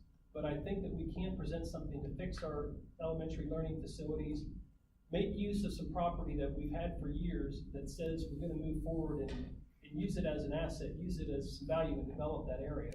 So, Travis, I don't know if you're able to take a quick look at that. Just real quickly, one point of clarification. I just want to make sure we're on the same page with the enrollment numbers. You approved these on May 9th of 2017. I just want to make sure that we know that the 35 career tech students, it's not that they weren't counted.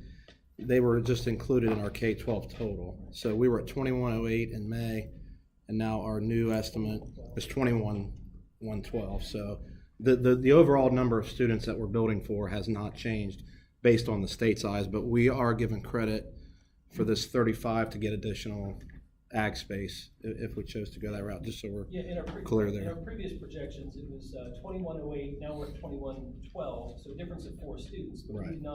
We were not being considered for any co-funding for our ag space. That would have been all LFI. But when we talk about our K-5 population in the state size, it's still about the same as it was. Yeah.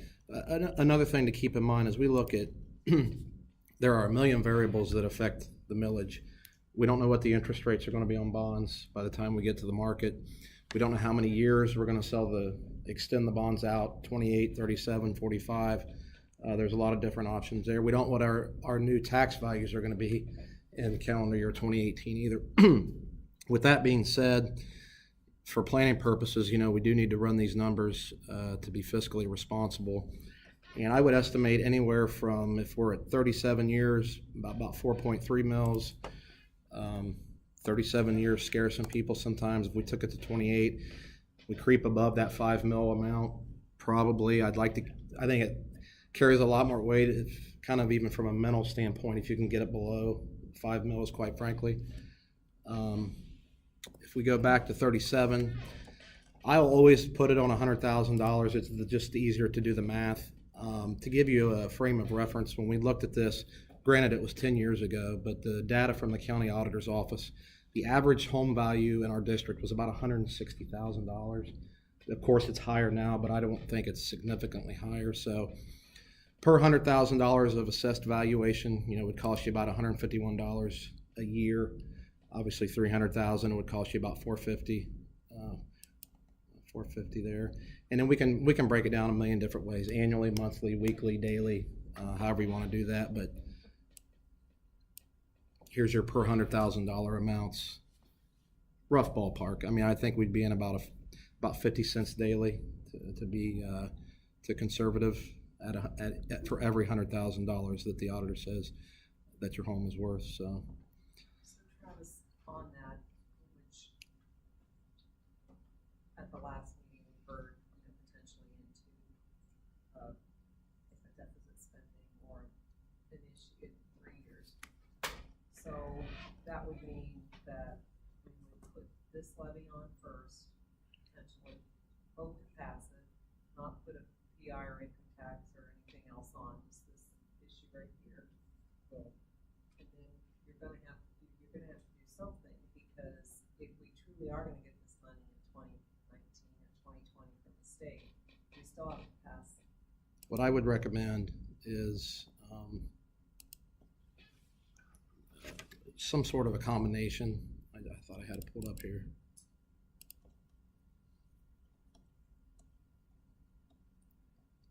I think in my opinion, the permanent improvement levy and master plan option 7 or 8, they're both a vital part of our long-term facility plan. So I don't think that you put them on separate to move up one above the other or below the other. I think they're both a vital part. Right here it is.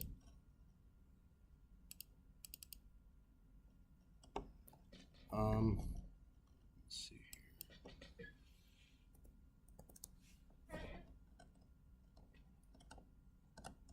Let's see, combining. It would look something like this.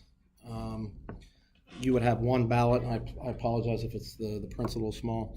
You would have basically one question when you went in to vote in May, and it would say, impose an annual income tax of 1/4% that would only be for the purpose of permanent improvements, and it would also reference the cost of maintaining the classroom facilities, which satisfies the state of Ohio's need for at least a $500,000, and then it would also say to issue bonds, and then certainly we would have the specific ballot language based on the board's decision of whether to take option 7 or 8.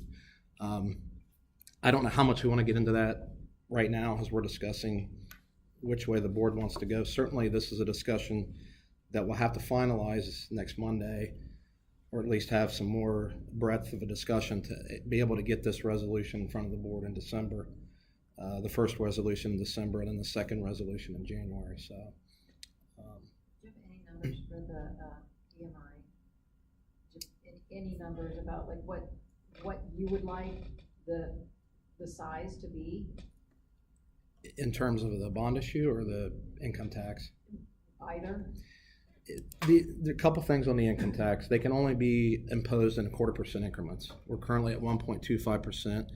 If we did another 1/4%, a traditional, we also have the option of doing earned income only, which would exclude retirement income. The issue with that is I don't have a baseline to be able to estimate. How much I don't know. There is a max you can put on for income tax. There's no max. No. Fairfield Union has 2%, for example. I think they're the highest in Fairfield County. But a portion of theirs also goes to pay their bonds and PI. So they, in lieu of a property tax, have chosen income tax to satisfy their maintenance. 1/4% would bring in about $900,000 annually. That's a little bit, that's obviously more than a $500,000. $500,000 for us is about 200,000. So that would more than obviously cover the $500,000, but I think in an effort to maintain all of our buildings, that would be sufficient. I really think we need to keep the bond issue below that $5 million if we can. So if you did the 4.3, and then, I mean, is that what you're saying? Do the 4.3 for that?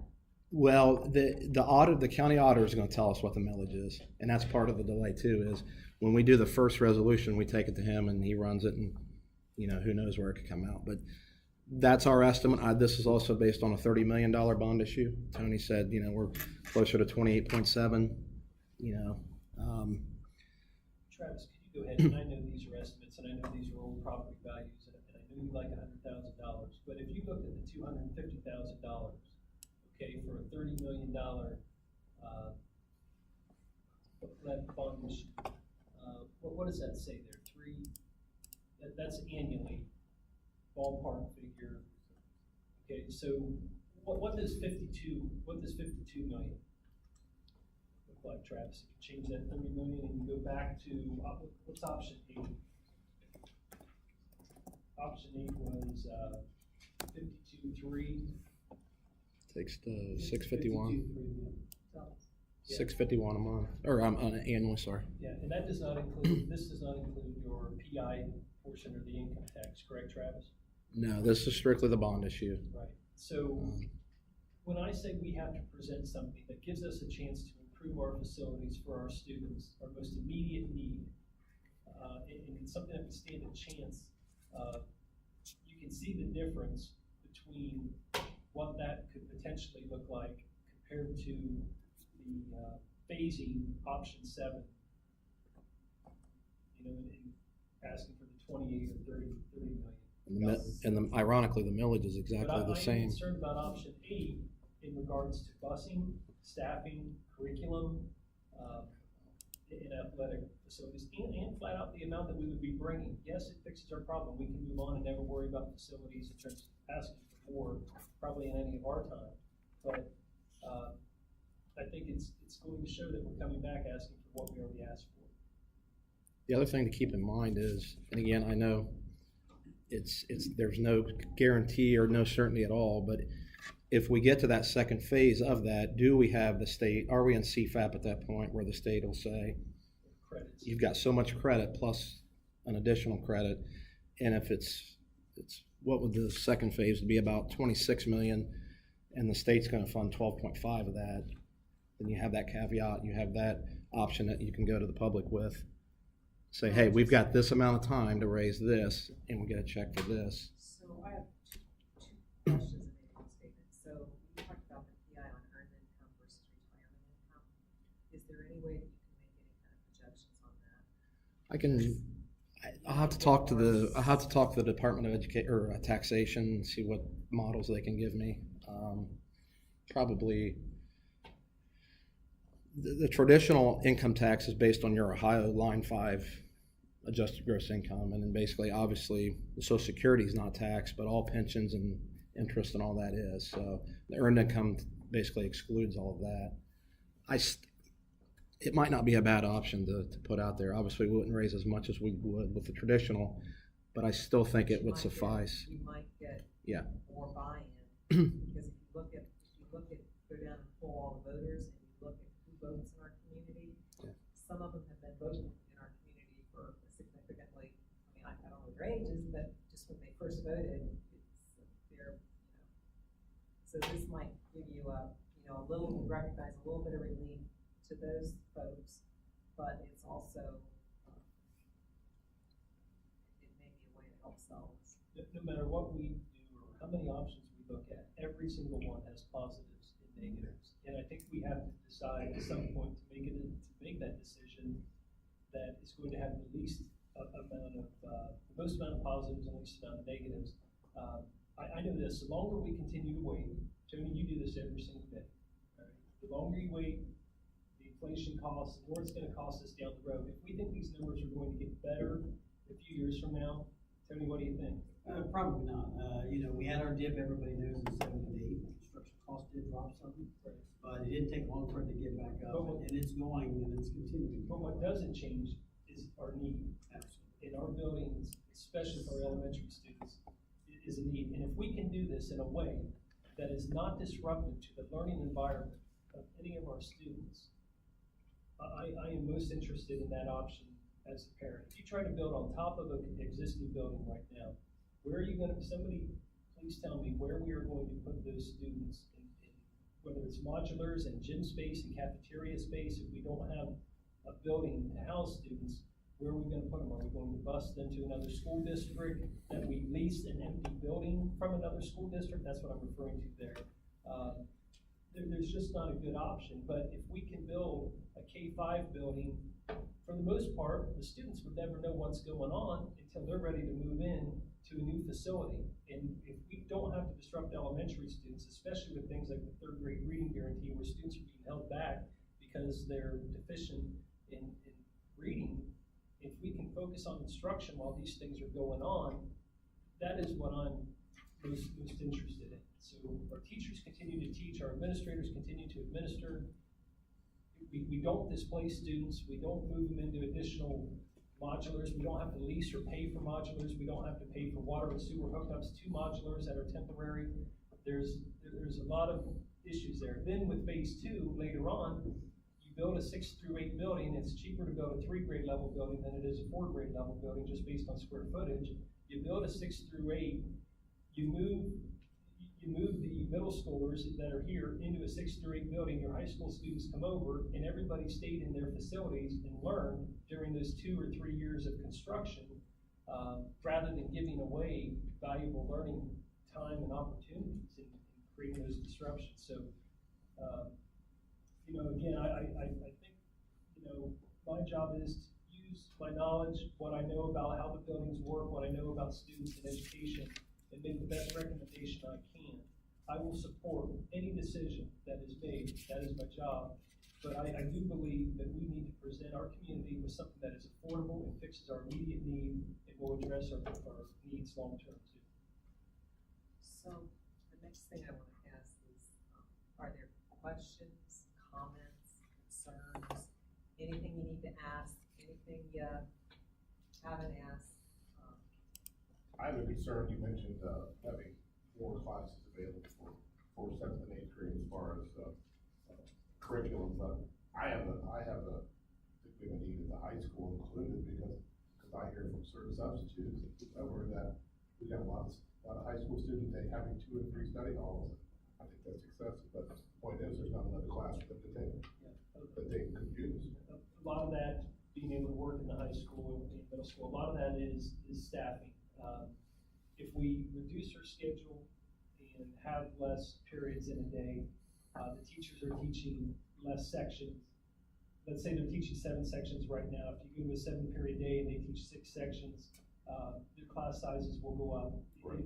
If not, you need to increase your staffing to get off of a 9-period day. On a 9-period day, students that do take 7 classes per year and have lunches in one study hall, they're sitting there essentially with 23, 24 credits in their senior year when they need 22 to graduate. Right. So it's a combination of a staffing need and trying to keep class sizes down.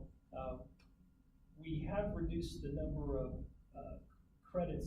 high school credits that students earn in middle school so that they're not entering their senior year necessarily with 22 credits and saying, oh, I need English and math, and then I graduate. So we provided curriculum opportunities to younger students while reducing the high school credits at the middle school level. But it's a double-edged sword. If we reduce the 9-period day, then we got to add staff because our class sizes go from 24 a class up to 28 or 29 or higher. So I'd say double on the curriculum important. One other thing that John and I talked to you about at the meeting that we were at, you were gonna just give us briefly, this roof out here. Is my understanding is you've got a couple options for us where I can get 5 to 7 more years out of it. Right.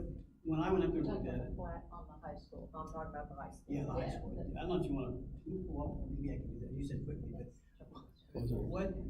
When I went up there and looked at it, and I looked at some of the reports you've had down and so forth, if we can blow that up. Just that one, yeah.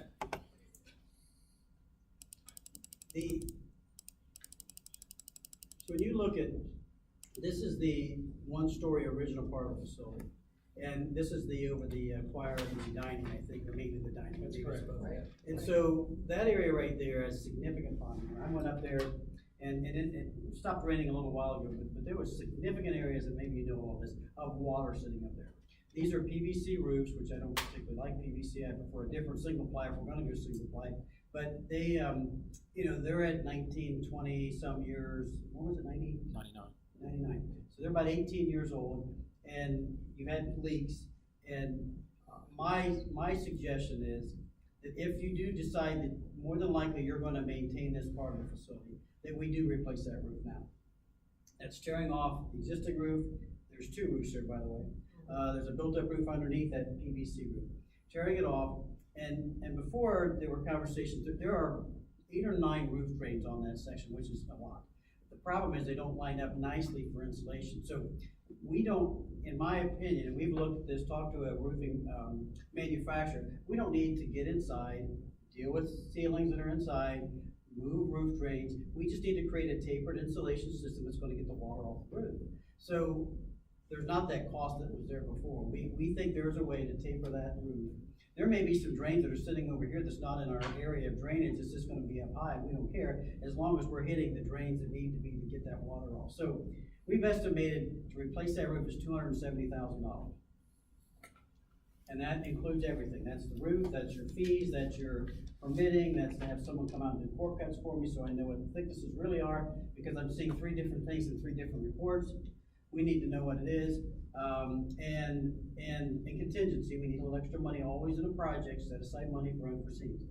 So my suggestion is, due to the amount of water that sits on there, the leaks that you've had and continue to have in some areas, and if we do decide that it does want to be maintained for the future, I think it makes sense to do those sections, right? That higher section and that section. So, hold on just one second. So Travis, I think I said to you when we were meeting with the facilities commission, if we spend that money now, because we gotta do something with that roof, and if we only do this part of it and it's not the whole rebuild and stuff, how are we gonna pay for it currently as we sit here today?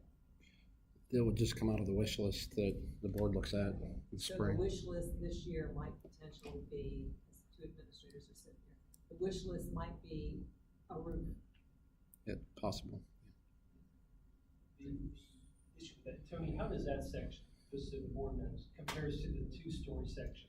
The 2-story section's in better condition. That has great For slope. that area we have, but Yeah, it has great slope to it. The drains there is some wet insulation up there. So the problem with that roof though is you're starting to see, which is why I don't like PVC, it gets brittle. You're starting to see little hairline cracks or cracks in the membrane. So it doesn't have a lot of time left. It really doesn't. And so I estimate another $107,000 if you put a 10-year coating on it. And I'm not tearing it off. We would get rid of that wet insulation. I can't get a 10-year warranty. By the way, what I was talking about is a 20-year warranty on that other part. But on that part, to get a 10-year warranty, because who knows how long, if you don't do it all in this bond issue, if you segment it, that you can get 10 more years out of that, but it is about $107,000. I wouldn't go too long before I do that. Whether you can afford it now, it'd be great. If you can't, I wouldn't go too far beyond next year, because I think you're going to continue to see some issues.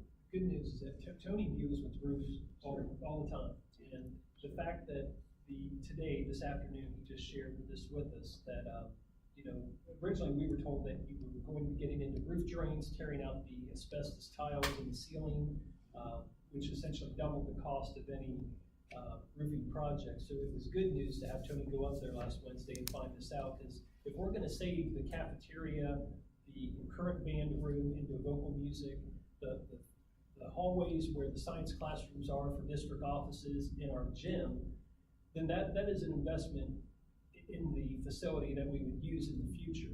If the second floor doesn't need the attention right now as badly, and we can do that in a different summer, then that is definitely a possibility. Tony mentioned in 2 to 3 years, we probably need to address the roof over the gymnasium as well, but Yeah, it's It's fine. kind of good news to have that. Yeah. So then, Tony, what you said to Ron and I, when you were here with us the other day, is that, I think, this is what I heard, I forget what I was saying. You know, I know it's about you. So if you had caution, the reason that we wanted to bring the roof information to this meeting tonight was, we thought that you were gonna bring us an issue that was gonna be way worse than this. And you thought that we needed it to go out for bid, potentially January or February, because. Yeah, the sooner you go out for bid, the sooner you go out for bid on Does the that project. still hold true if we are looking at potentially doing this, what we just recommended, what you just talked about, this $270,000? Is it still something that we need to move forward on, because we'll be disrupting kids, and is this still something?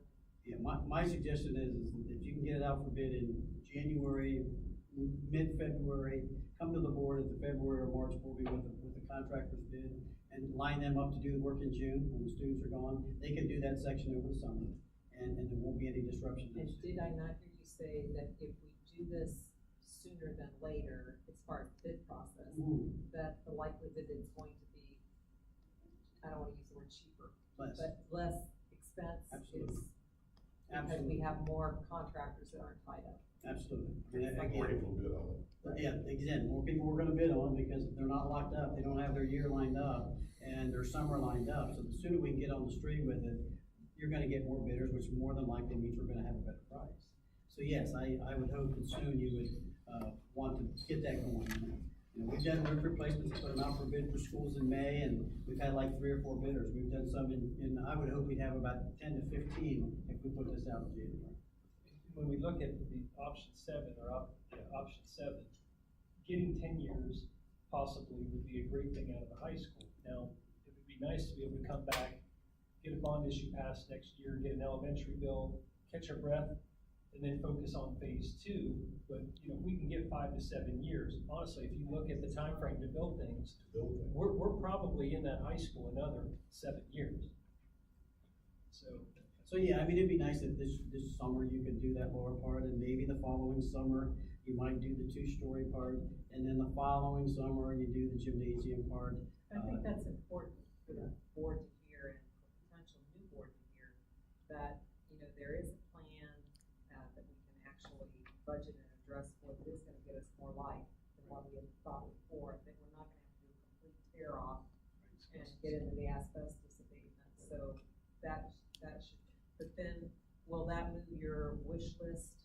Because on curriculum, people all have stuff, and The everybody. good thing this summer, we do not have any textbook adoptions to do. We moved one up into this summer, foreign language, so, and then the technology, we continue to invest quite a bit over the 3 years that are in a pretty good place. If we're fortunate enough to pass the permanent improvement levy, that's exactly the type of thing that falls under the, now again, it's, But if we're not Right. fortunate to pass, and we're gonna do something with that roof, it's we general have fund. a better option than what we had 2 weeks ago. Correct. Much better. But it's still not a great option. But 270 No, is, that's the bucket, that's the entire, that's all you wish for is dry. That's.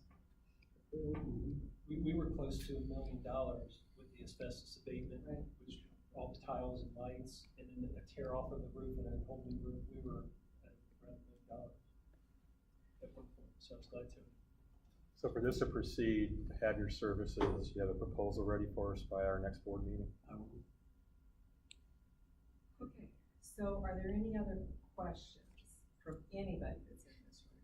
Jody, did you want to go over the last slide? Well, yeah, I just put that. The timeline? Yeah, I mean, I think, basically, we know that tomorrow, the state says they need to hear from you tomorrow in order to get you guys ready for the May ballot, and, I can't remember these dates. So in November, what they do is they do this notice of conditional approval, the NOCA is what they call it. So they have to have some time in November to put that together, because December 11th at your board meeting is when you would formally then approve it. I mean, tonight is, yes, we would like to go with this master plan and maybe a segment of a master plan, then they can start doing that NOCA.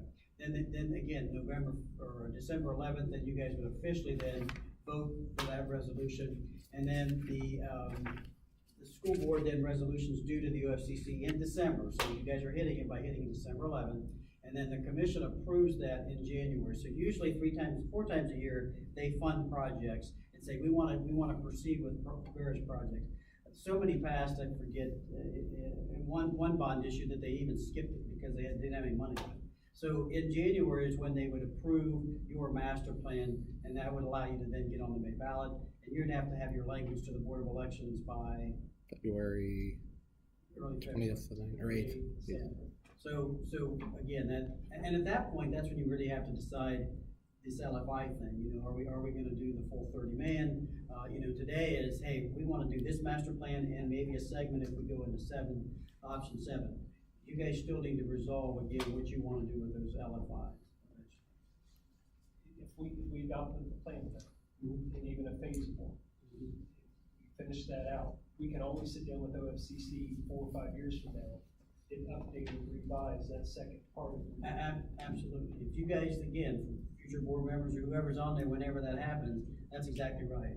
If the board decides to do option 7 and only segment it, the whole conversation we just had about converting this building into the high school and what we would do, it can change. I mean, the board, at that point in time, when you get into CFAP, you get new enrollment numbers, this thing kind of changes, and then that board at that point in time would decide how they want to do the last fix, if you want. Questions, concerns? If not, could I get a motion to adjourn from, this thing? Thank you. The time is 7:05. Oh, I used that, yep. I do, thank you. Oh, I'm sorry, I didn't. What was it? I'm not telling you. Okay. It's Mike and Dr. and Monica. Should we add a moment though for the audience? Do they have any input into this at all? I was before gonna we ask finish them if they would like to do that public participation. Before you adjourn from the planning session? Yeah. No, I was gonna do it at the. Special meeting. when we went to the next part of the Okay. meeting. But we can do it now. So, okay, so hold that thought on the motion. Before we move forward, you guys, anybody want to say anything? Questions, concerns, teachers, or principals? My one question would be, in regards to the roof, you know, you guys thought it was gonna be $1 million. Is there a reason why you didn't want to include that as part of the one issue that you guys would possibly put on? Well, yes, the $1 million obviously increases the cost. We're trying to keep the cost of the bond issue down, as much as we can, so it's passable. A lot of it also depends on what option is decided tonight. But our current cash balance, our carryover right now, it looks like we're in a decent position. However, we know when we look at that 5-year forecast, several years down the road, we're gonna start having that deficit spending and kind of eating into that. You know, I can't communicate how critical it is that we present an issue that gives us a chance to improve our elementary facilities at this point. And every little thing that continues to add to it, you saw the list of LFIs tonight. Every little thing that we add to it just drives up that cost per year on your property taxes and on mine. And I think we're trying to keep that down. If we can find a way to use money that we currently have, it may mean that we have to make some tough decisions on things. But like I said, in terms of curriculum, textbook adoptions this summer, that's very expensive for a district. We don't have that this summer. We've been gradually, you know, adopting technology throughout the course of the year, just not in the summertime. And our elementaries and middle school and high school are in very good shape in terms of our infrastructure right now and the number of devices we have for the number of our students. But in the future, we're gonna have to plan for the maintenance and renewal of those items. So again, we're trying to keep the cost down overall. And if we've got some money, whether it's $270,000, that's a lot more manageable now than if we had to spend over $1 million to tear off the roof, do the asbestos abatement, and it was very disruptive because we couldn't really get it all done just during the 2.5 months during the summer.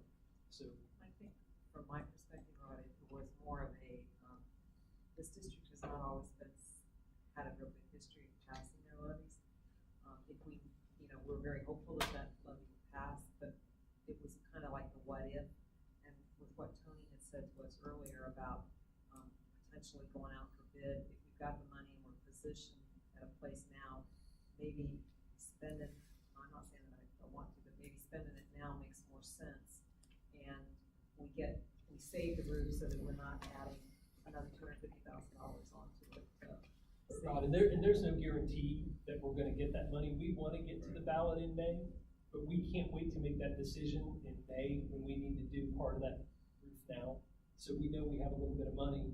If we have to use that, it was actually good news compared to the alternative that we were, facing a couple months ago. And negotiations are done for the next couple of years also. That was done before it went live. I don't know if I can really add anything to what Mr. Hahn pointed out, but I feel strongly that the time is now for elementary. And when I saw the 28.7, I actually got little chills, for the cost, because I thought we can do this. I mean, we've been talking with parents for years, K-5, and I believe that if we don't move now, we're gonna miss the boat. And so I'm just saying, I hope, see, I'm not excited, because when I saw that. And I wanna work together. Oh, yeah, and I just think of these kids will And we finally. saw on science night how we all work Maybe together. even our kindergartners will be able to experience a new building, or even our incoming. And so Guys, it breaks my heart. It breaks my heart when I go to that intermediate school, and I think of a student with disabilities not being able to eat lunch with their peers, and they sit up in the library with a friend, and we think that is sufficient. I'm embarrassed that we have to do that. That's the best we can do. And Steve, you do an amazing job, but our facilities need some immediate attention, and that is not going to change. Well, and I do have to say, today, there were a couple of us over with the book fair. The best thing we did was send 3 of our retirees, came to volunteer, send them down to the cafeteria to buy lunch, and to get ran over by the herd that was coming down the steps, and then not to have a place to go, and then to see how the kids were sitting and talk. I mean, it was just, yeah. And I just wanna say also, and I had the opportunity to talk to a lot of parents, because we had our third grade families that were able to come eat. And I had multiple ones just pull me aside and just said, I am so scared to send my child when they go to 5th grade. Because when I talk to the 5th graders, I was over here a few weeks ago, they say, I want to come back to intermediate so bad. The only thing I like are the lockers and the cafeteria. And it's, but I just feel developmentally where our kids need to be. I feel like I get them in 3rd grade, and Vicki and her staff, they do a phenomenal job getting these kids ready. We're figuring them out in 3rd grade, getting them to pass the 3rd grade guarantee. 4th grade's a great year, then poof, I have to send them on, and it's. I'm not criticizing past boards. The Right. past board had to do what they had to do, and Absolutely. they approved the learning They made a great environment for decision. 5th graders. But we have an opportunity to also fix that and make it even better. Yeah, I agree. So why not do it now? Well, I guess my comment would be, I think both of these are very well thought out plans. And I think when you look at these, you think about it, and I think one of the things I live by or try to, and all the things we do today is kind of prioritize and execute. I think they've done that, and you guys have done a good job of that. These guys have put together, I think a lot of the details. From a parent perspective, I absolutely agree, not disrupting the kids. I think it's fantastic. We've got that product together that we can build today, and the kids have no idea what's going on.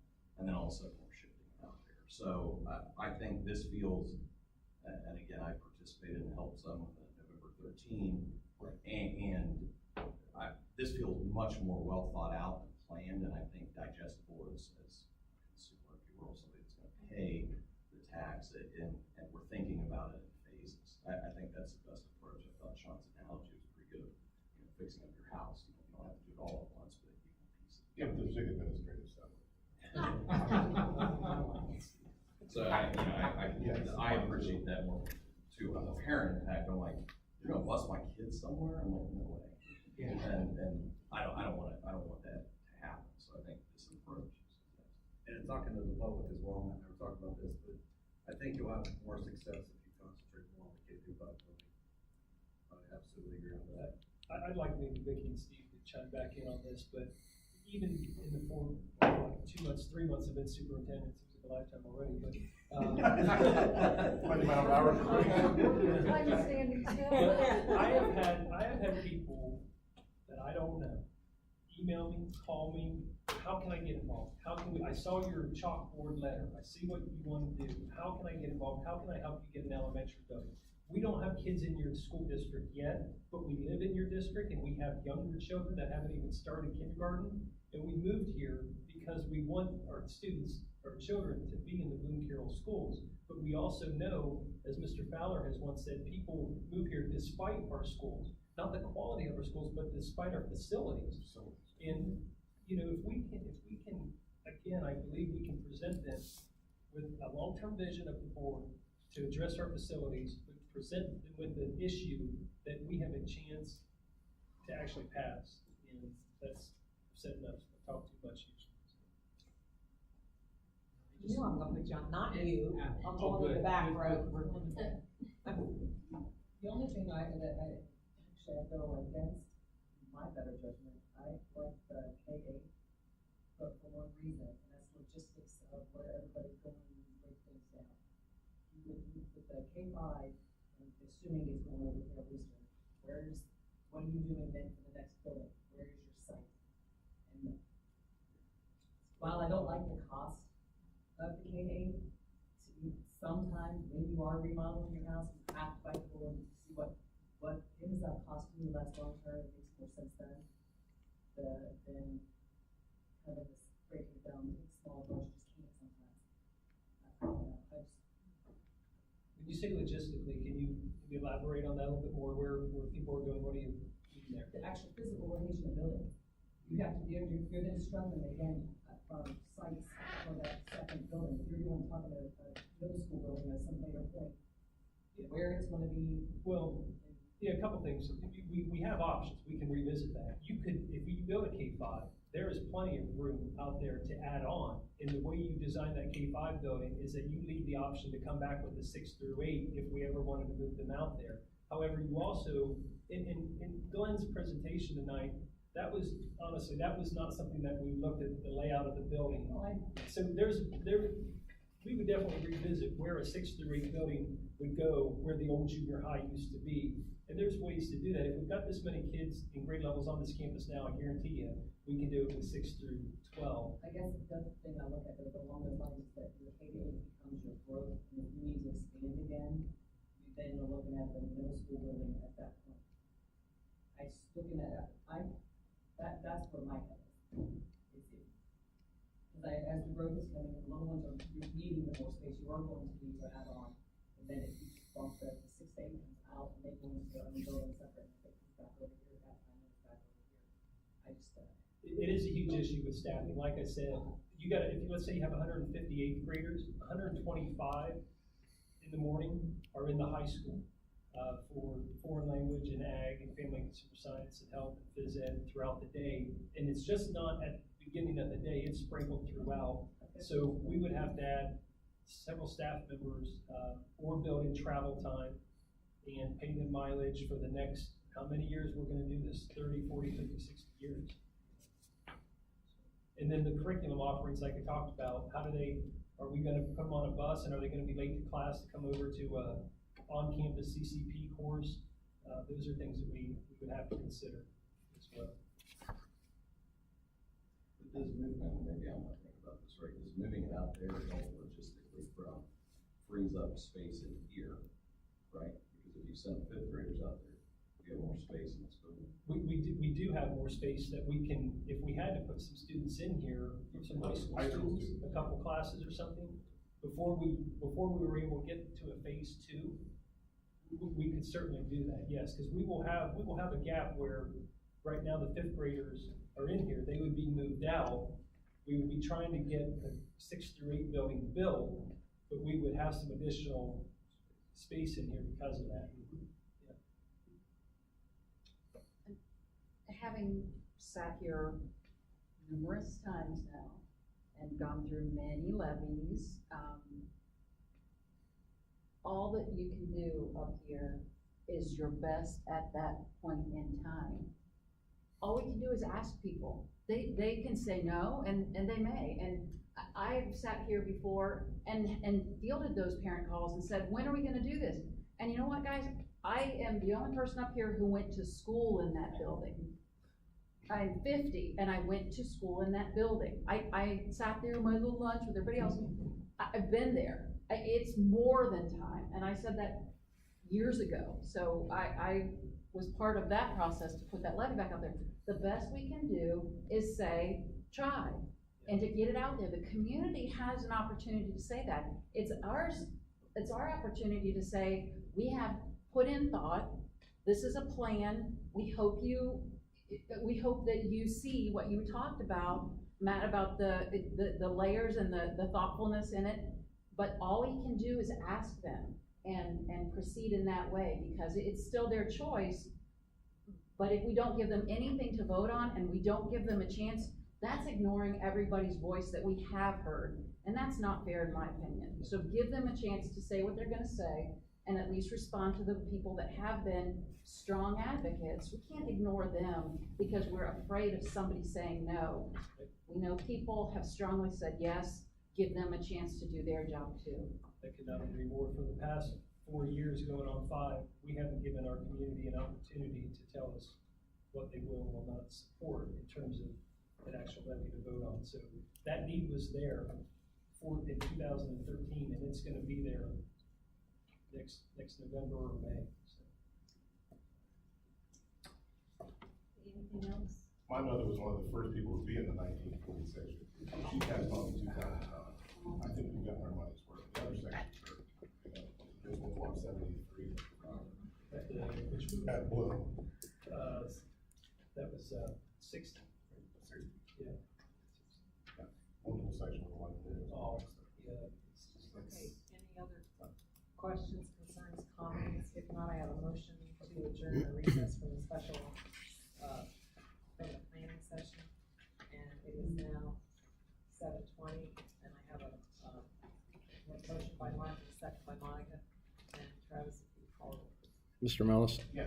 Dr. Hatfield Price? Yes. Mr. Fowler? Yes. Ms. Parker? Yes. Mrs. Chapman? Yes. We are now gonna, if it's all right with everybody else, move quickly into the, special meeting of the Bloomfield Board of Education. Travis, if you call the roll, please. I think we could probably just go straight to 4. Let's just go straight to 4. Okay, and, we are now at, consider the approval of the agenda as it's presented. So moved. Thank you, and may I have a second, please? Second. Thank you. And Travis, if you would please. Mr. Fowler? Yes. Ms. Parker? Yes. Mr. Mellis? Yeah. Dr. Hatfield Price? Mrs. Chapman? Yes. Is there any additional public participation? If not, I can move into new business. And in new business, I have a,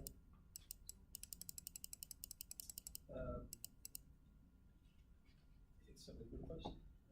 okay, so in new business, we have, before us to approve the revised enrollment projections that you received tonight. And then, I would like to go ahead and make a motion to approve the Ohio Facilities Construction Commission, to facilitate option 7 for us in a phased-in plan. I will make the motion, and I get a second. Second. Thank you much. And Travis, if you would please. Just writing it in here. Phased in. Segmented one. The segments, option number 7 is to segment it. But we actually tell the Facilities Commission, we have to tell all 7. Yeah, we tell 7, and we also want the segments. Yep. So does your motion need to be worded like that?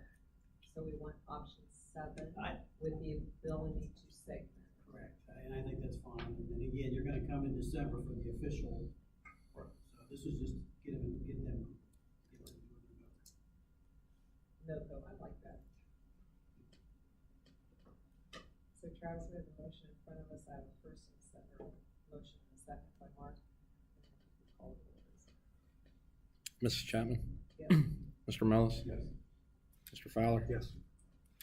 Ms. Parker? Yes. Dr. Hatfield Price? Yes.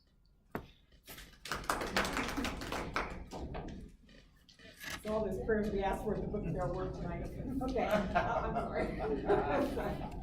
Anyway, okay, So may I have a motion to adjourn? So moved. Second, thank you. Mr. Fowler? Yes. Mr. Hatfield-Price? Yes. Mr. Mellis? Yes. Ms. Parker? Yes. Mrs. Chapman? Yes. Thank you very much. We'll get more information from you guys very much.